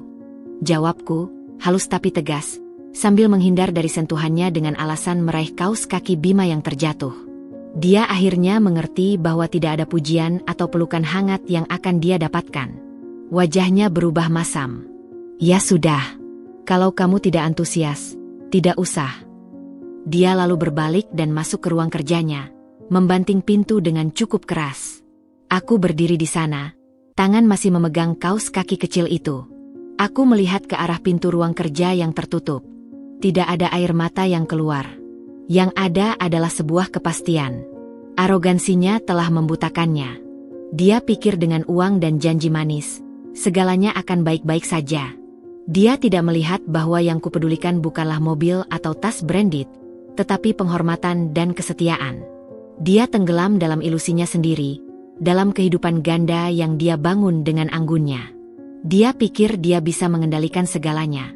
Istri yang penurut di rumah, dan selingkuhan yang menggairahkan di luar. Yang tidak dia sadari adalah, sementara dia sibuk membangun menara arogansinya, aku sedang menggali terowongan di bawah fondasinya. Dan suatu hari nanti, ketika menara itu runtuh, dia bahkan tidak akan menyadari apa yang telah menghancurkannya. Aku melipat kaus kaki itu dengan rapi dan meletakkannya di tumpukan baju yang akan disumbangkan. Aku membersihkan debu dari tanganku. Hidup harus terus berjalan. Dan hidupku, beserta anak-anakku, akan berjalan meninggalkan reruntuhan yang akan dia tinggalkan. Perubahan sikapku yang dingin dan mandiri ternyata tidak hanya kurasakan sendiri. Perlahan-lahan, dampaknya mulai merembes ke dalam kehidupan kecil keluarga kami, menyentuh jiwa yang paling polos dan paling rentan, anak-anakku. Suatu malam, setelah aku membacakan dongeng untuk Alika dan menidurkannya, aku menuju kamar Bima. Anak lelakiku yang berusia 8 tahun itu masih terbangun, duduk di tempat tidurnya dengan iPad di pangkuan, tetapi matanya tidak tertuju pada layar. Dia menatap kosong ke arah jendela. Wajahnya menyimpan sebuah pertanyaan yang tampak terlalu berat untuk usianya. Bima, sayang, kenapa belum tidur?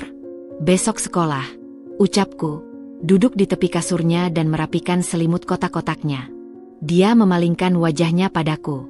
Matanya yang biasanya berbinar penuh keceriaan, kini terlihat suram dan penuh kebingungan. Ibu, katanya, suaranya kecil dan serak. Ayah marah sama kita. Pertanyaan itu menyentakku. Apa? Tidak, sayang. Tidak pernah. Kenapa kamu bilang begitu? Karena ayah jarang di rumah sekarang. Keluhnya, bibirnya mulai bergetar. Dulu ayah selalu pulang sebelum maghrib. Selalu mau main bola atau baca buku sama aku. Sekarang ayah selalu bilang, sibuk. Dia menirukan suara ayahnya dengan sedih. Dan kalau pulang, mukanya masam. Kayak lagi marah. Dia menarik napas dalam-dalam, seolah mengumpulkan keberanian untuk pertanyaan berikutnya. Ayah sayang sama kita lagi enggak, Bu? Apa kita yang bikin ayah marah sampai dia enggak mau pulang? Oh, Tuhan, rasanya seperti sebuah pukulan keras di ulu hati. Air mataku langsung menggenang.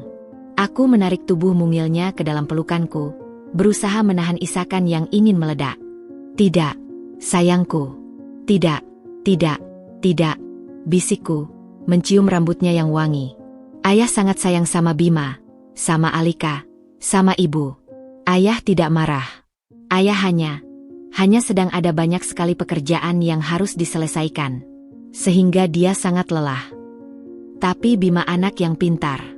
Dia menarik diri dari pelukanku, matanya menatapku penuh keyakinan anak-anak yang bisa merasakan ketidakjujuran. Tapi teman-teman sekolahku, ayahnya juga kerja, tapi tetap pulang tepat waktu. Dan gak masam mukanya. Ayah kayak gak mau lagi ketemu kita. Aku tidak bisa berbohong lagi. Aku tidak bisa menyembunyikan kebenaran dengan dalih, pekerjaan, di depan anakku yang sedang terluka. Tapi aku juga tidak bisa memberitahunya kebenaran pahit yang sebenarnya. Bima, sayang, kataku, menatap matanya. Kadang-kadang, orang dewasa punya masalahnya sendiri. Masalah yang membuat mereka bersedih, atau stres, sehingga jadi pendiam dan sering tidak di rumah. Tapi percayalah pada ibu, itu bukan salah Bima. Bukan salah Alika. Bukan salah siapa-siapa. Kalian adalah anak-anak yang paling baik dan paling disayang. Tapi kenapa ayah nggak cerita sama kita? Kita kan keluarganya.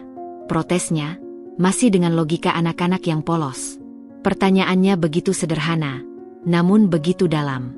Ya, kenapa? Kenapa dia memilih untuk melarikan diri ke pelukan wanita lain daripada berjuang bersama keluarganya? Ibu juga tidak tahu, sayang. Tapi yang ibu tahu, ibu akan selalu di sini untuk kamu dan adik. Selalu. Ibu tidak akan kemana-mana. Dan ibu akan selalu sayang kalian, lebih dari apapun di dunia ini. Janjiku, sambil membelai pipinya yang basah oleh air mata. Aku menidurkannya dengan pelukan erat, menyanyikan lagu pengantar tidur yang sudah lama tidak kunyanyikan untuknya. Dia akhirnya tertidur, dengan wajah yang masih menyimpan bekas kesedihan. Keluarlah aku dari kamarnya, dan kali ini, air mataku tidak bisa kutahan lagi. Aku terjatuh di lorong, merangkul lututku, dan menangis dalam diam. Tangisan untuk kepolosan anakku yang ternodai. Tangisan untuk ketidakberdayaku melindungi mereka dari kenyataan pahit ini. Tangisan untuk semua kebohongan yang terpaksa kuucapkan. Pertanyaan Bima adalah titik baliknya. Ini bukan lagi tentang rasa sakitku, tentang harga diriku yang tercabik. Ini tentang dua manusia kecil yang polos yang mulai merasakan getirnya pengkhianatan tanpa mereka mengerti. Aku tidak bisa membiarkan ini berlarut-larut. Aku tidak bisa lagi hanya duduk menunggu dan mengumpulkan bukti, sementara anak-anakku menderita dalam kebingungan. Aku harus bertindak. Untuk mereka. Untuk masa depan mereka. Malam itu, setelah memastikan semua rumah tertidur, Kuambil ponselku dan mengirim pesan kepada Sari. Aku butuh bantuanmu untuk bicara dengan pengacara yang kamu rekomendasikan. Besok, aku sudah siap. Kebungkamanku telah berakhir. Perang dingin akan segera berubah menjadi pertempuran nyata. Dan untuk anak-anakku, aku akan menjadi prajurit yang paling gigih. Pesan yang kukirim pada Sari malam itu dijawab dengan cepat, penuh dengan dukungan dan kekuatan. Keesokan paginya, setelah mengantar Alika dan Bima ke sekolah dengan pelukan dan senyum yang kuberikan lebih erat dari biasanya, aku bertemu Sari di sebuah kafe kecil yang tersembunyi di sudut kota. Udara pagi terasa segar, tetapi kegelisahan membuat tanganku sedikit gemetar memegang cangkir teh chamomile. "Gimana, Din? Kamu yakin sudah siap?" tanya Sari, matanya menatapku penuh perhatian. "Tidak ada pilihan lagi, Sa." Bima sudah mulai bertanya. Aku tidak bisa membiarkan anak-anakku tumbuh dalam lingkungan yang dipenuhi kebohongan dan ketidakpedulian. Jawabku, suaraku lebih tegas dari yang kuduga. Aku harus melindungi mereka. Dan untuk itu, aku perlu perlindungan hukum. Sari mengangguk, lalu mengeluarkan ponselnya. Aku akan telepon Bu Riani sekarang. Dia pengacaranya. Orangnya tegas, berpengalaman dalam kasus perceraian dengan kompleksitas aset seperti ini, dan yang paling penting, dia punya empati. Beberapa menit kemudian, janji bertemu telah dibuat. Langsung siang itu juga. Ruang kerja Bu Riani sederhana namun profesional. Buku-buku hukum berjajar rapi di rak kayu, dan udara ruangan beraroma kopi serta kertas. Perempuan parubaya dengan kacamata frameles dan sorot mata yang tajam namun berwelas asih itu menyambut kami. "Silakan duduk, Ibu Dinda. Sari sudah menceritakan sedikit situasi Anda." "Saya turut prihatin," ujarnya, suaranya jernih dan meyakinkan. Duduk di seberang meja kerjanya, dengan Sari di sampingku menggenggam tanganku, aku mulai bercerita.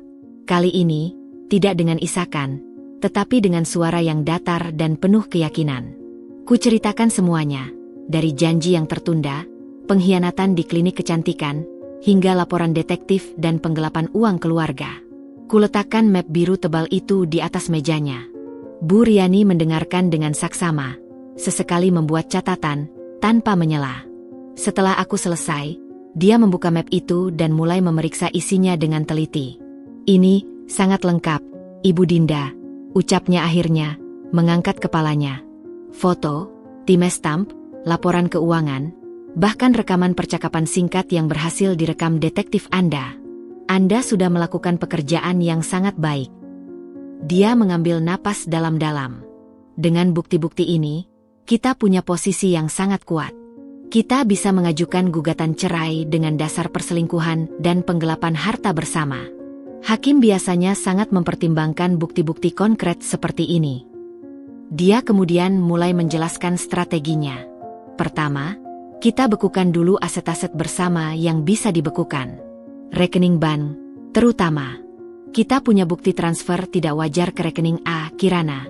Kedua, kita ajukan permohonan tunjangan sementara untuk ibu dan anak-anak. Ketiga, untuk hak asuh. Dengan situasi ini, kecil kemungkinan suami Anda akan dapat hak asuh. Ibu adalah pengasuh utama, dan lingkungannya sudah tidak kondusif. Aku mendengarkan dengan seksama. Setiap kata darinya memberikanku kelegaan dan kekuatan. "Tapi, Bu, dia punya pengacara yang bagus juga. Dan dia bisa marah. Sangat marah," kataku, sedikit khawatir. Bu Riani tersenyum, sebuah senyum yang percaya diri dan menenangkan. "Biarkan saja dia marah. Kita punya bukti. Dia bisa berteriak sekerasnya, tapi foto-foto ini, angka-angka di laporan keuangan ini, tidak bisa dibantah. Dan mengenai reputasi, dalam kasus seperti ini, biasanya pihak yang berselingkuh yang lebih takut akan reputasinya." Dia kemudian mengeluarkan draft surat gugatan. "Saya akan siapkan ini. Kita akan gugat dengan menuntut hak asuh penuh untuk ibu, harta gonogini yang sesuai. Kita hitung semua yang dihabiskan untuk wanita ini sebagai pemborosan harta bersama yang harus dia ganti, serta tunjangan anak yang memadai." Mendengar kata-kata, harta gonogini, dan tunjangan anak, rasanya dunia berputar. Ini benar-benar terjadi. Aku benar-benar akan mengakhiri pernikahanku. Kapan kita ajukan? Tanyaku, suaraku bergetar sedikit. Secepatnya. Minggu depan. Semakin cepat kita bergerak, semakin sedikit kesempatan dia untuk mengamankan atau menyembunyikan aset lainnya. Jelas Bu Riani. Ibu siap. Aku menatap Sari, yang mengangguk penuh dukungan. Lalu kutatap Bu Riani. Saya siap. Setelah pertemuan itu, aku berjalan keluar dari kantor pengacara dengan perasaan campur aduk. Ada rasa takut, sedih, tapi juga ada sebuah kelegaan yang besar. Aku sudah mengambil kendali. Aku sudah berhenti menjadi korban. Di dalam mobil, Sari memegang tanganku. Kamu kuat, Din. Kamu melakukan hal yang benar. Aku tahu, jawabku, sambil menatap jalanan di depan. Ini untuk Bima, untuk Alika, untuk masa depan kami bertiga. Rencana sudah disusun. Strategi sudah matang. Senjata-senjata bukti sudah terkumpul. Tinggal menunggu waktu untuk melancarkan serangan. Dan untuk pertama kalinya sejak menemukan pengkhianatan itu, aku merasa tenang.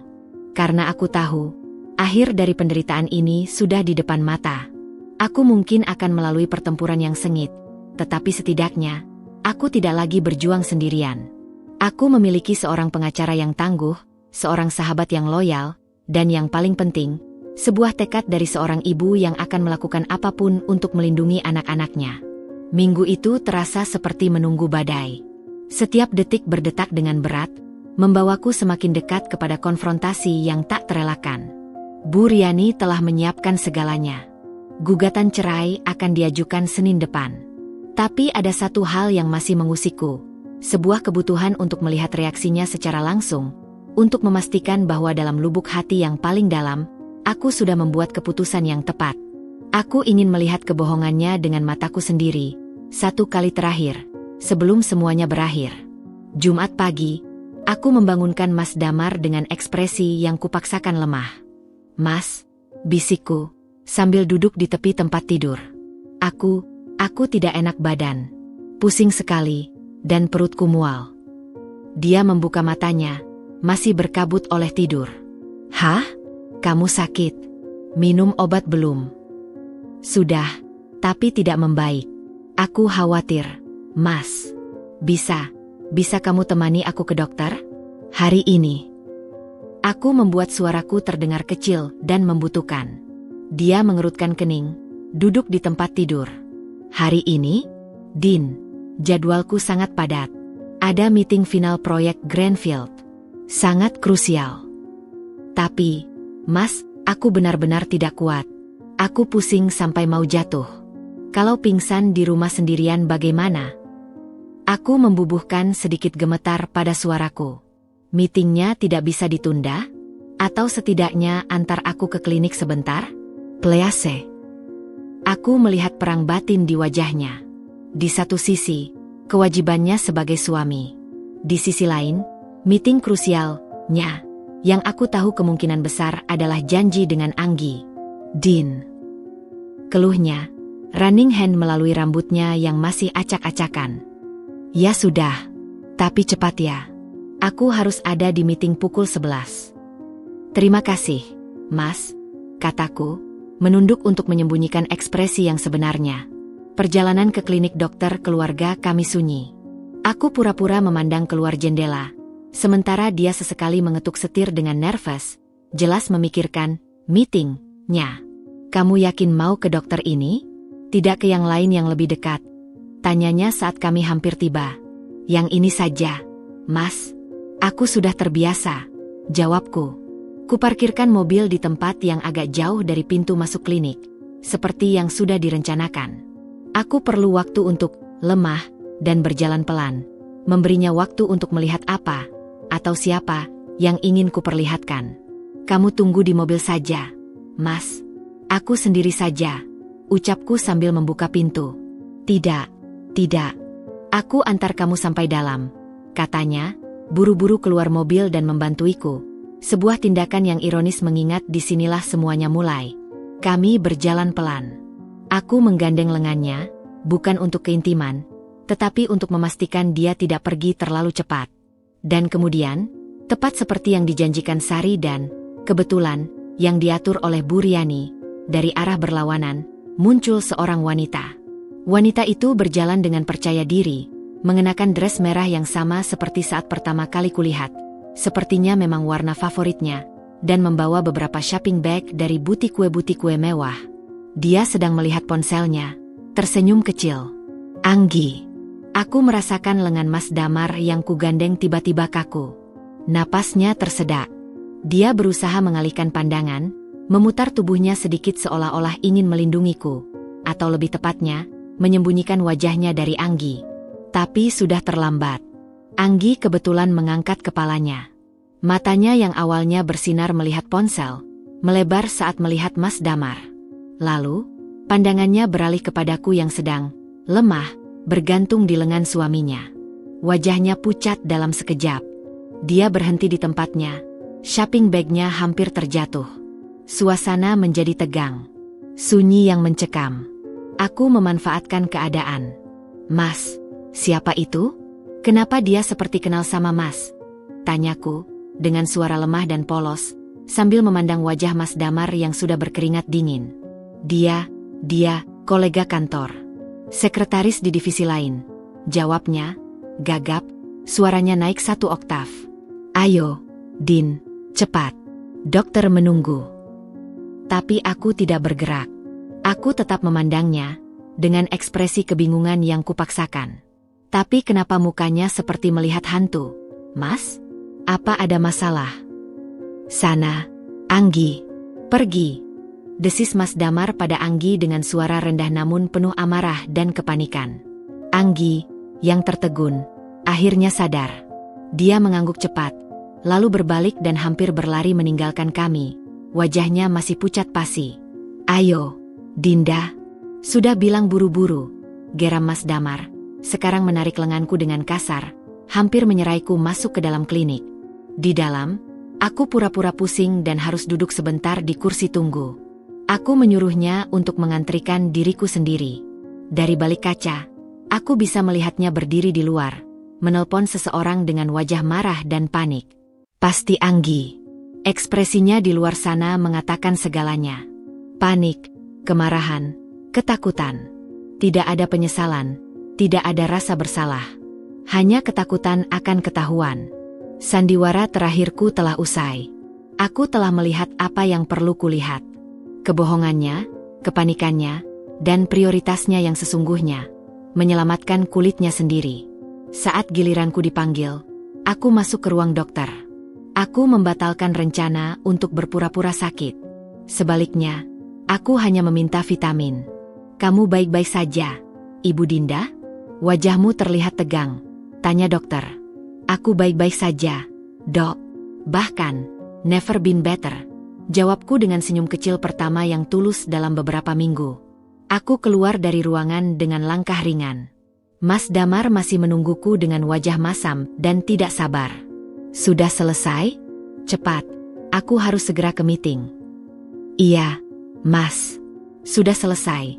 Jawabku, suaraku tenang dan datar. Kita bisa pulang sekarang.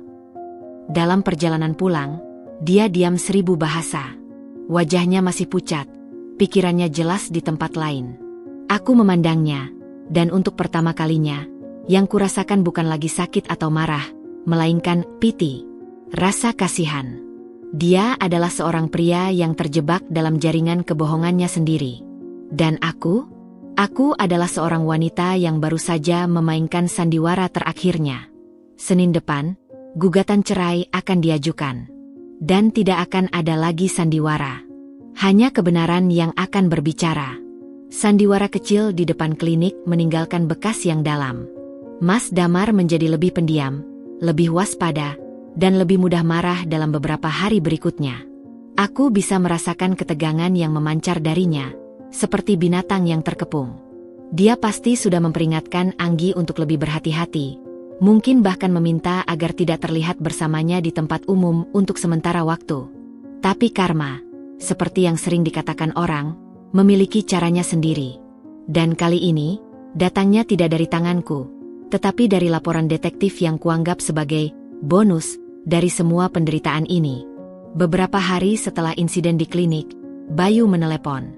Suaranya terdengar hampir bersemangat, seolah dia telah menemukan harta karun. Ibu Dinda, kami memiliki informasi yang menarik. Mungkin di luar lingkup pengawasan awal, tapi kami pikir ibu perlu tahu. Dengar, Bayu. Aku sudah lelah dengan informasi menarik. Apakah ada sesuatu yang baru? Tanyaku, mencoba menahan kelelahan emosional yang mulai merayap kembali. Ya, Ibu. Kami melakukan pengawasan rutin pada SP, Anggi Kirana. Seperti biasa. Kemarin, dia tidak bertemu dengan target. Sebaliknya, dia pergi ke sebuah kafe di Kemang. Dan di sana, dia bertemu dengan seorang pria. Aku mendengarkan, tidak terlalu terkejut.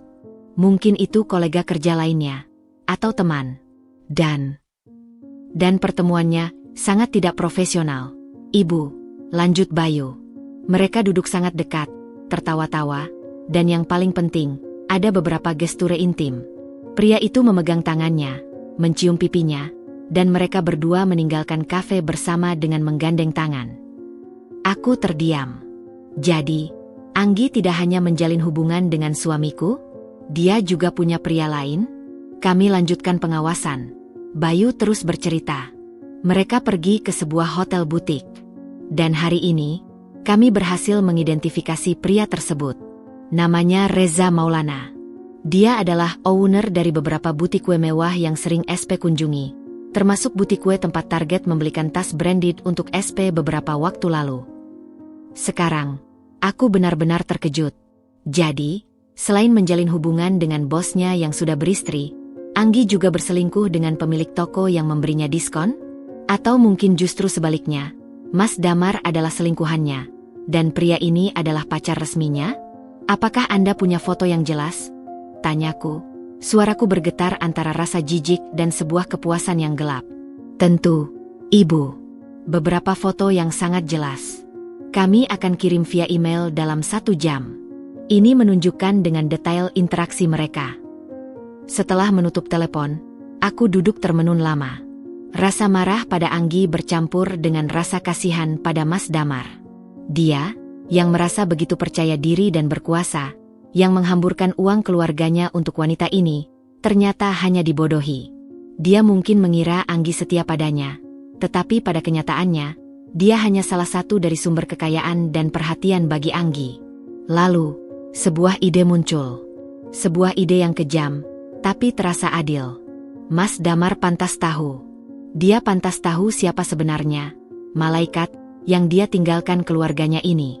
Dengan bantuan Sari, yang jago dalam hal-hal teknis, kami mengirimkan foto-foto itu secara anonim. Kami menggunakan email baru yang dibuat khusus, dan mengirimkannya ke alamat email pribadi Mas Damar, bukan email kantor. Foto-foto itu dipilih dengan cermat, yang menunjukkan Anggi dan Reza sedang berpegangan tangan, yang menunjukkan mereka berciuman di parkiran, dan yang menunjukkan mereka masuk ke hotel bersama. Tidak ada keraguan tentang sifat hubungan mereka. Dalam email tersebut, kami hanya menulis kalimat singkat. Semoga informasinya bermanfaat. Seorang teman yang peduli. Kami mengirimnya pada Jumat malam, saat dia biasanya sedang santai di rumah, memeriksa email pribadinya. Efeknya langsung. Beberapa menit setelah email terkirim, aku mendengar suara derap kaki cepat dari ruang kerjanya. Lalu, suara pintu yang dibanting.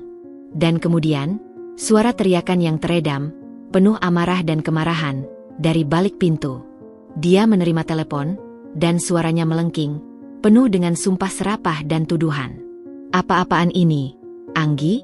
Jadi selama ini kamu main api denganku? Dengan dia? Itu why kamu selalu minta dibelikan tas dari butik kue itu. Aku tidak bisa mendengar jawaban Anggi, tapi dari sisi Mas Damar, percakapan itu jelas berlangsung panas. Jangan bilang itu cuma teman. Aku punya fotomu yang jelas lagi ciuman dia. Kau pikir aku idiot? Teriakannya semakin menjadi. Aku bisa mendengar dia melemparkan sesuatu, mungkin gelas atau vas, ke dinding. Sudah. Selesai. Jangan pernah hubungi aku lagi. Dan kembalikan semua yang pernah aku belikan untukmu. Atau kau akan menyesal. Percakapan itu diakhiri dengan bantingan telepon yang keras. Lalu, diikuti oleh keheningan yang mencekam, sebelum akhirnya terdengar suara tangisan marah yang teredam dari balik pintu. Aku berdiri di luar, mendengarkan semua itu. Seharusnya aku merasa puas. Inilah karma untuk Anggi. Hubungannya dengan Mas Damar hancur berantakan. Tapi yang kurasakan justru sebuah kekosongan. Sebuah kesedihan bahwa semua ini harus terjadi. Bahwa pernikahan kami harus berakhir dengan drama seperti ini. Aku berbalik dan berjalan menuju kamar anak-anak. Aku memeriksa Bima dan Alika yang sedang tertidur pulas. Wajah mereka polos dan damai, tidak tersentuh oleh kebobrokan dunia orang dewasa. Mereka adalah alasan aku melakukan semua ini. Dan besok, atau lusa, ketika amarahnya reda dan dia menyadari bahwa seseorang telah mengirimkan foto-foto itu, mungkin dia akan mulai mencurigai siapa di balik semua ini. Tapi untuk saat ini, biarlah dia merasakan betapa pedihnya dikhianati oleh orang yang dipercayainya.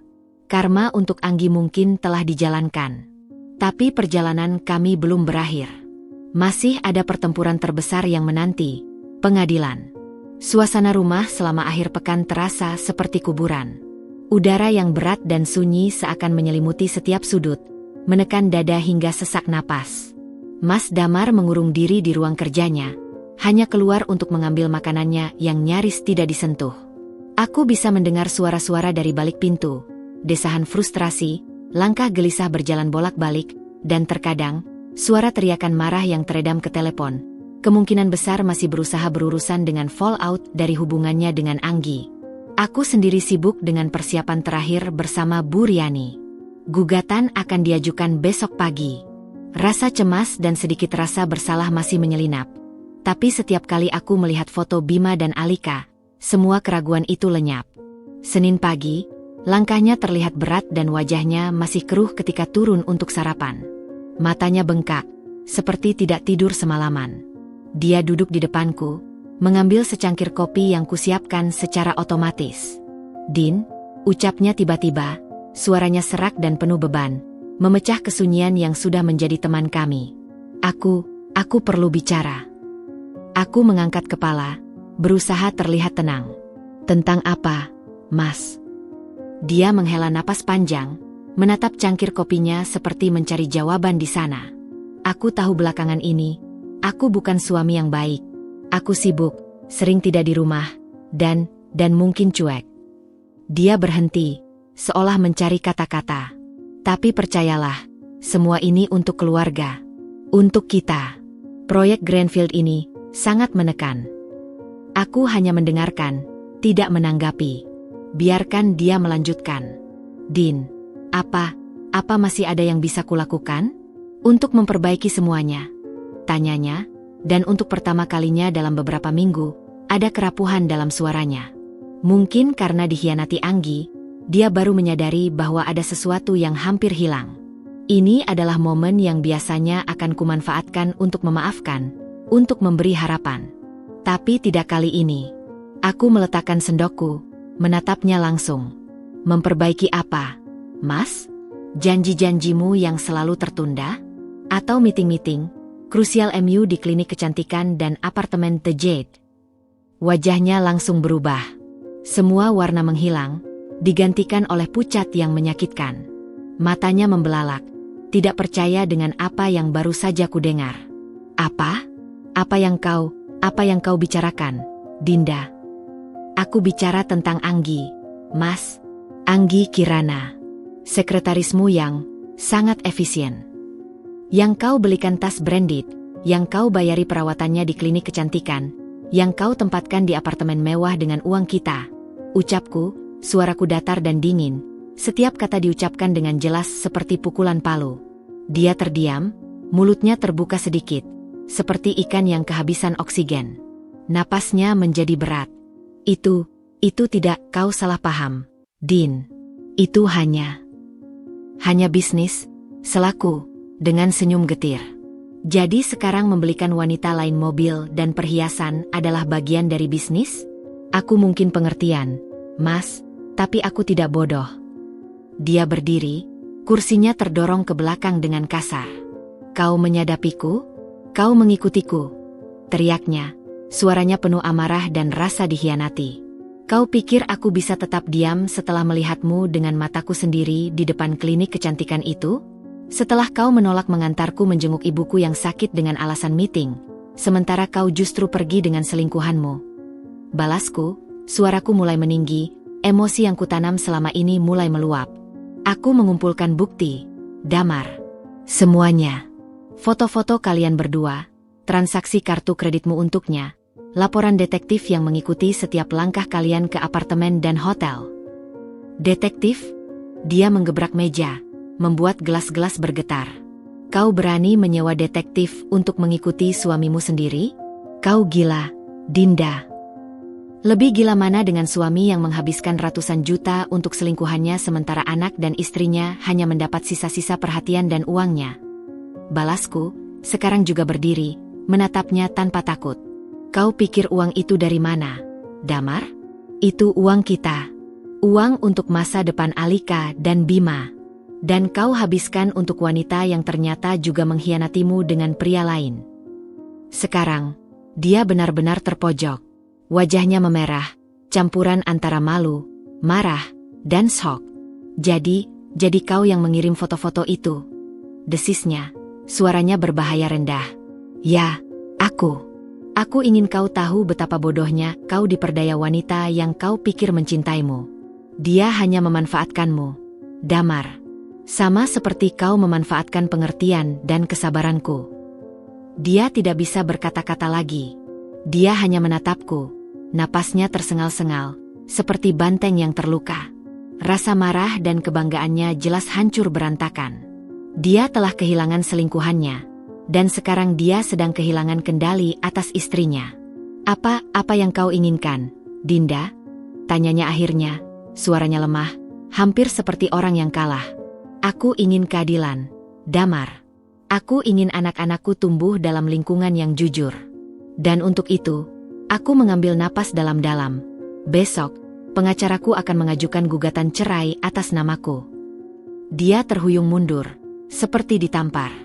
Cerai? Kau tidak serius. Kita bisa bicara, kita bisa. Tidak ada lagi yang perlu dibicarakan, Damar, potongku, suaraku final.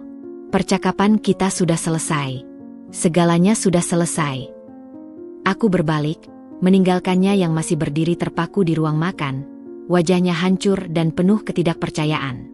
Aku berjalan menuju kamar anak-anak, meninggalkan reruntuhan pernikahan kami di belakang. Konfrontasi itu telah usai. Tidak ada teriakan histeris atau tangisan. Hanya kebenaran yang diucapkan dengan dingin, dan sebuah pengumuman yang mengubah segalanya. Aku merasa lelah, tapi juga lega. Akhirnya, semuanya terbuka. Dan besok, perang yang sebenarnya akan dimulai. Tapi setidaknya, aku tidak lagi harus menyimpan rahasia ini sendirian. Beberapa hari setelah konfrontasi yang menghancurkan itu, rumah yang sudah sunyi itu menjadi semakin mirip kuburan. Mas Damar menghilang. Dia tidak pulang, tidak menelepon, bahkan tidak mengirim pesan untuk menanyakan anak-anak. Hanya keheningan yang pekat, seolah-olah aku dan anak-anak telah terhapus dari dunianya. Aku tahu dia sedang lari dari kenyataan, mungkin tenggelam dalam amarah, rasa malu, atau bahkan masih berusaha memperbaiki kerusakan dengan Anggi, sebuah usaha yang jelas sia-sia. Ketenangan itu pecah oleh sebuah telepon pada suatu sore. Aku melihat nama, Mas Damar, berkedip di layar ponsel. Jantungku berdebar. Apakah ini panggilan untuk mengancam? Untuk memohon? Atau untuk mengumpat? Kusambut dengan hati-hati. Halo.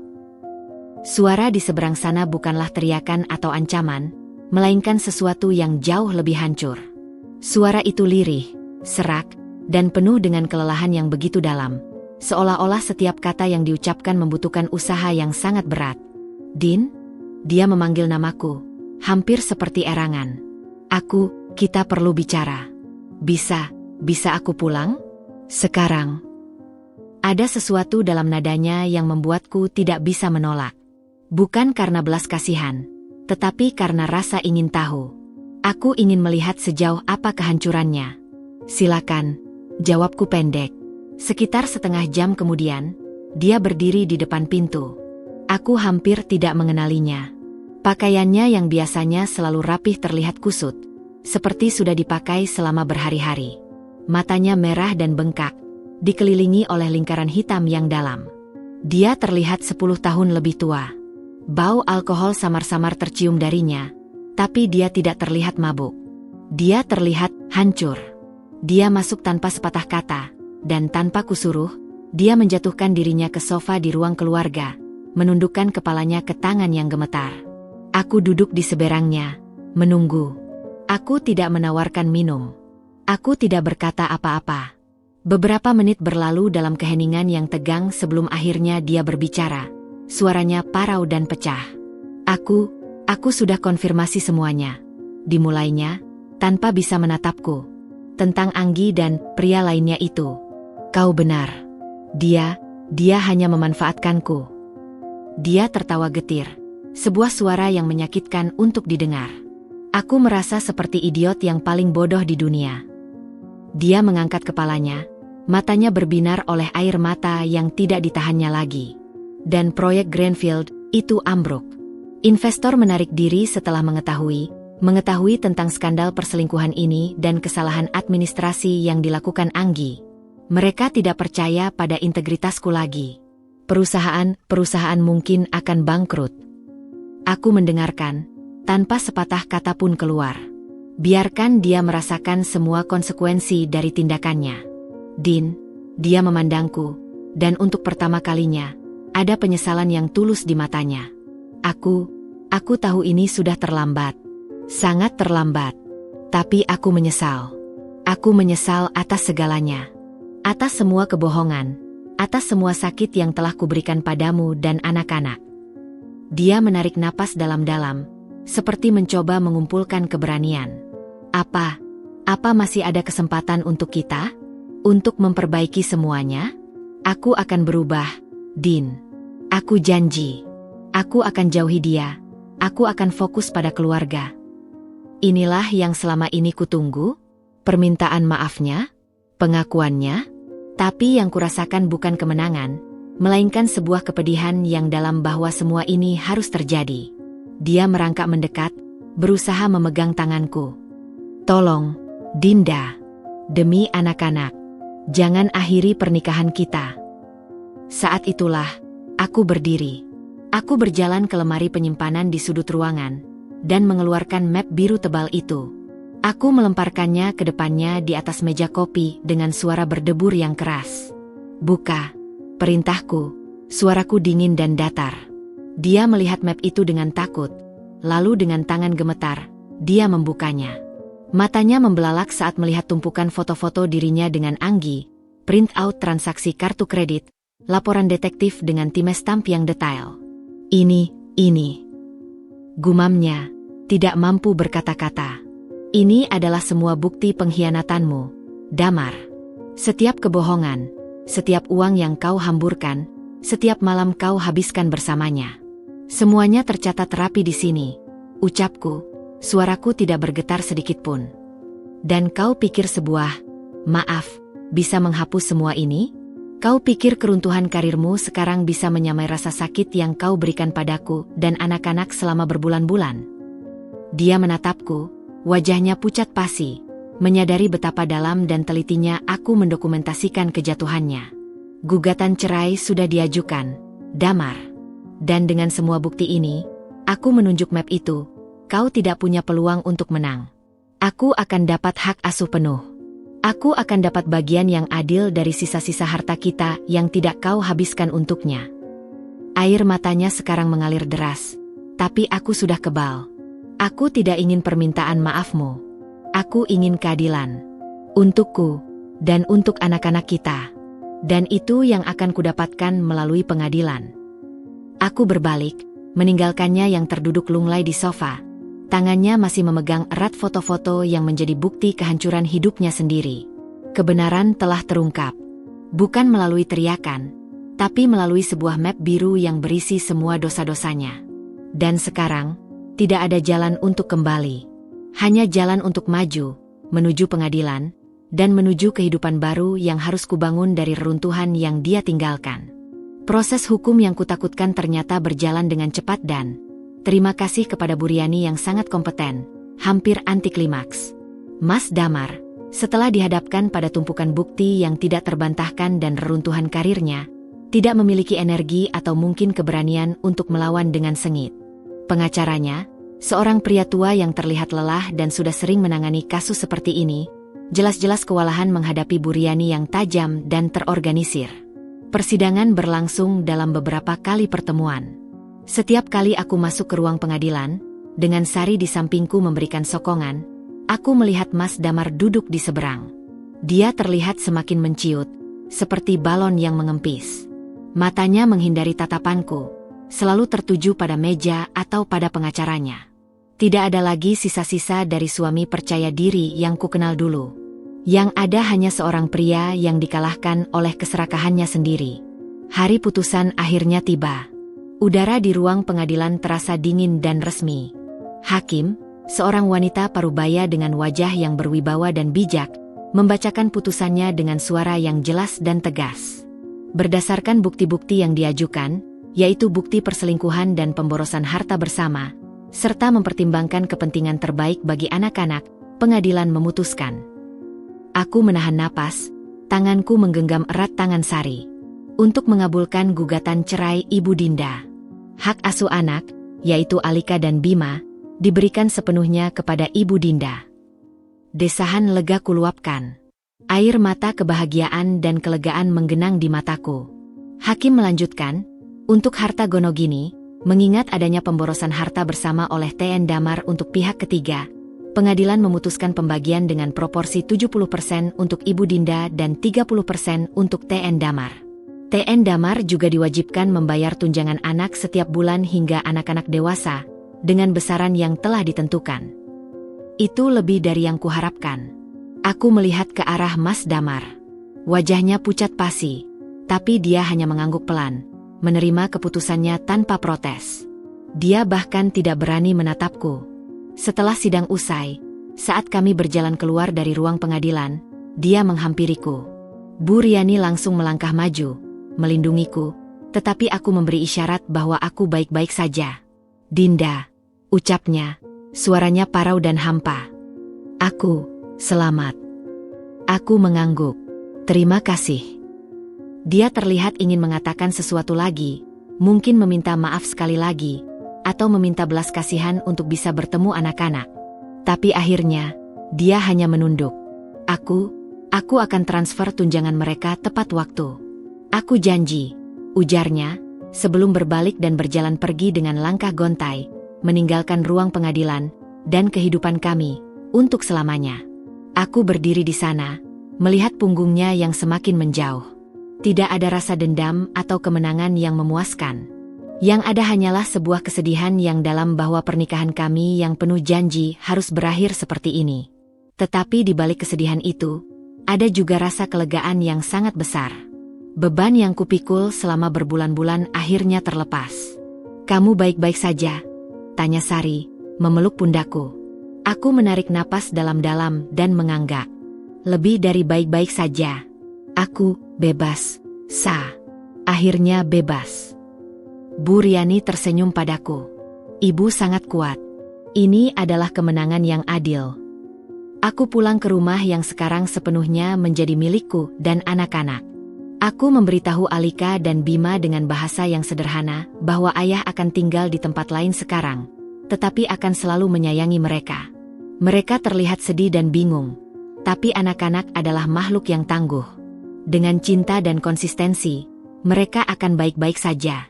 Aku mengemas barang-barang Mas Damar yang tersisa dan meminta supir untuk mengantarkannya ke alamat kantornya. Aku tidak ingin ada lagi jejaknya di rumah ini. Aku ingin memulai babak baru, bersih dari kenangan pahit. Malam itu, setelah menidurkan anak-anak, aku berdiri di teras, memandang bintang-bintang. Udara malam terasa segar dan penuh harapan. Aku bukan lagi Dinda yang lemah dan tertipu. Aku adalah Dinda yang telah berjuang, yang telah bertahan, dan yang telah menang. Perpisahan ini bukanlah akhir. Ini adalah awal yang baru. Awal dari sebuah kehidupan di mana aku adalah pemimpin bagi diriku sendiri dan bagi anak-anakku. Sebuah kehidupan yang mungkin tidak mudah, tetapi pasti akan jujur dan penuh dengan cinta yang tulus. Dan untuk itu, aku siap. Beberapa bulan telah berlalu sejak putusan pengadilan. Awalnya, rasanya aneh, terbiasa dengan rutinitas yang melibatkan seorang suami, bahkan jika hanya sebagai bayangan yang sering tidak hadir.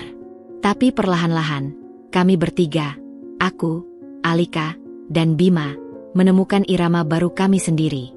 Rumah yang dulu terasa besar dan sunyi kini dipenuhi dengan tawa dan kegiatan.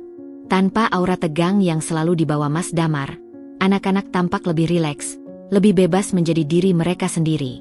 Aku mengganti perabot lama, mengecat dinding dengan warna-warna cerah, dan membuka jendela-jendela lebar setiap pagi, membiarkan udara segar dan sinar matahari mengusir sisa-sisa kenangan suram. Usaha catering rumahan yang dulu hanya berupa angan-angan, kini mulai kuwujudkan. Dengan sebagian uang dari pembagian harta Gonogini, kurencanakan dapur kecil yang profesional di ruang keluarga. IC, yang setia tinggal bersamaku, dengan antusias membantu. "Ibu, resep rendang ibu yang paling banyak dipesan." "Loh," seru IC suatu sore, sambil menunjukkan pesanan yang masuk melalui aplikasi pesan antar yang kubuat sederhana.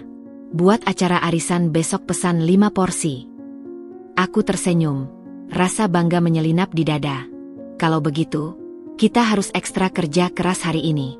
"Bima, Alika, mau bantu ibu cuci daun singkong?" "Mau," seru mereka kompak, meninggalkan mainan mereka dan berlari ke dapur dengan semangat. Inilah kebahagiaan yang sesungguhnya. Bekerja bersama, tertawa bersama, tanpa ada bayang-bayang rahasia atau ketakutan. Suatu hari, saat aku sedang sibuk mengemas pesanan, telepon berdering. Nama yang terpampang membuat jemariku berhenti sejenak. "Mas Damar." Kusambut dengan hati-hati. "Halo." "Din?" "Halo." Suaranya terdengar datar, lelah. "Aku hanya ingin memberitahu, tunjangan untuk bulan ini sudah aku transfer." "Baik, terima kasih," jawabku singkat. Dia terdiam sebentar. Bagaimana anak-anak?" "Mereka baik-baik saja. Sedang tumbuh dengan sehat dan ceria." "Itu bagus," ucapnya. Aku dengar kamu mulai usaha catering." "Iya, lumayan untuk mengisi waktu dan menambah pemasukan." "Syukurlah." Diam lagi. "Din, perusahaan aku bangkrut. Aku harus jual sebagian besar aset, apartemen, mobil, untuk lunasi hutang." Aku mendengarkan tanpa ada rasa senang. Hanya sebuah kepastian bahwa karma telah bekerja dengan caranya sendiri. Aku turut prihatin. "Damar, aku tahu aku tidak berhak bilang ini," lanjutnya, suaranya pecah. "Tapi aku menyesal, Din. Benar-benar menyesal. Melihat kamu dan anak-anak bisa terus maju, sementara aku kehilangan segalanya." "Kamu tidak kehilangan segalanya, Damar," kataku dengan lembut tapi tegas. "Kamu masih memiliki kesehatan. Dan yang paling penting, kamu masih memiliki 2 anak yang suatu hari nanti, jika kamu bisa membuktikan diri sebagai ayah yang baik, akan selalu menyambutmu dengan tangan terbuka. Tapi itu semua tergantung padamu sekarang." Dia terisak di seberang telepon. "Aku tahu. Terima kasih, Dinda. Terima kasih masih mau bicara padaku. Selamat tinggal, Damar." Aku menutup telepon. Tidak ada lagi yang perlu dikatakan. Masa lalu sudah selesai. Beberapa minggu kemudian, usahaku semakin berkembang. Pesanan bukan hanya dari tetangga, tetapi sudah mulai dari kantor-kantor kecil di sekitar rumah. Bahkan ibu, yang kesehatannya sudah jauh lebih baik, sering membantu dengan resep-resep jadulnya. "Lihat, Nak," kata ibu suatu sore, memeluk pundakku sambil melihat Bima dan Alika yang asyik mengaduk adonan kue. Ibu selalu bilang, "Kamu wanita yang kuat.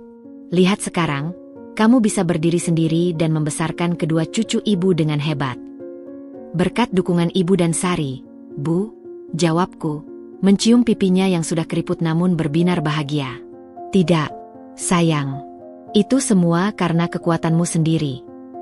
Malam itu, setelah semua tertidur, aku berdiri di depan jendela kamar, memandang bulan purnama yang bulat sempurna. Aku teringat pada diriku yang dulu, yang berdiri di tempat yang sama, merasa hancur dan sendirian. Sekarang, yang kulihat bukan lagi reruntuhan. Yang kulihat adalah sebuah kehidupan yang telah kubangun kembali, batu demi batu, dengan susah payah. Sebuah kehidupan yang sederhana, mungkin, tetapi jujur, damai, dan dipenuhi dengan cinta yang tulus dari mereka yang benar-benar mencintaiku. Aku bukan lagi Dinda, sang korban. Aku adalah Dinda, sang pejuang, sang ibu, sang pengusaha. Dan yang paling penting, aku adalah Dinda yang telah menemukan dirinya sendiri lagi di antara puing-puing hati yang remuk. Aku menarik napas dalam-dalam, menghirup udara malam yang segar. Masih ada banyak tantangan di depan, tapi aku tidak takut. Karena aku tahu, aku tidak akan pernah lagi membiarkan siapapun meremehkanku atau menyakiti keluargaku. Aku sudah bangkit. Dan sekarang, saatnya untuk benar-benar hidup.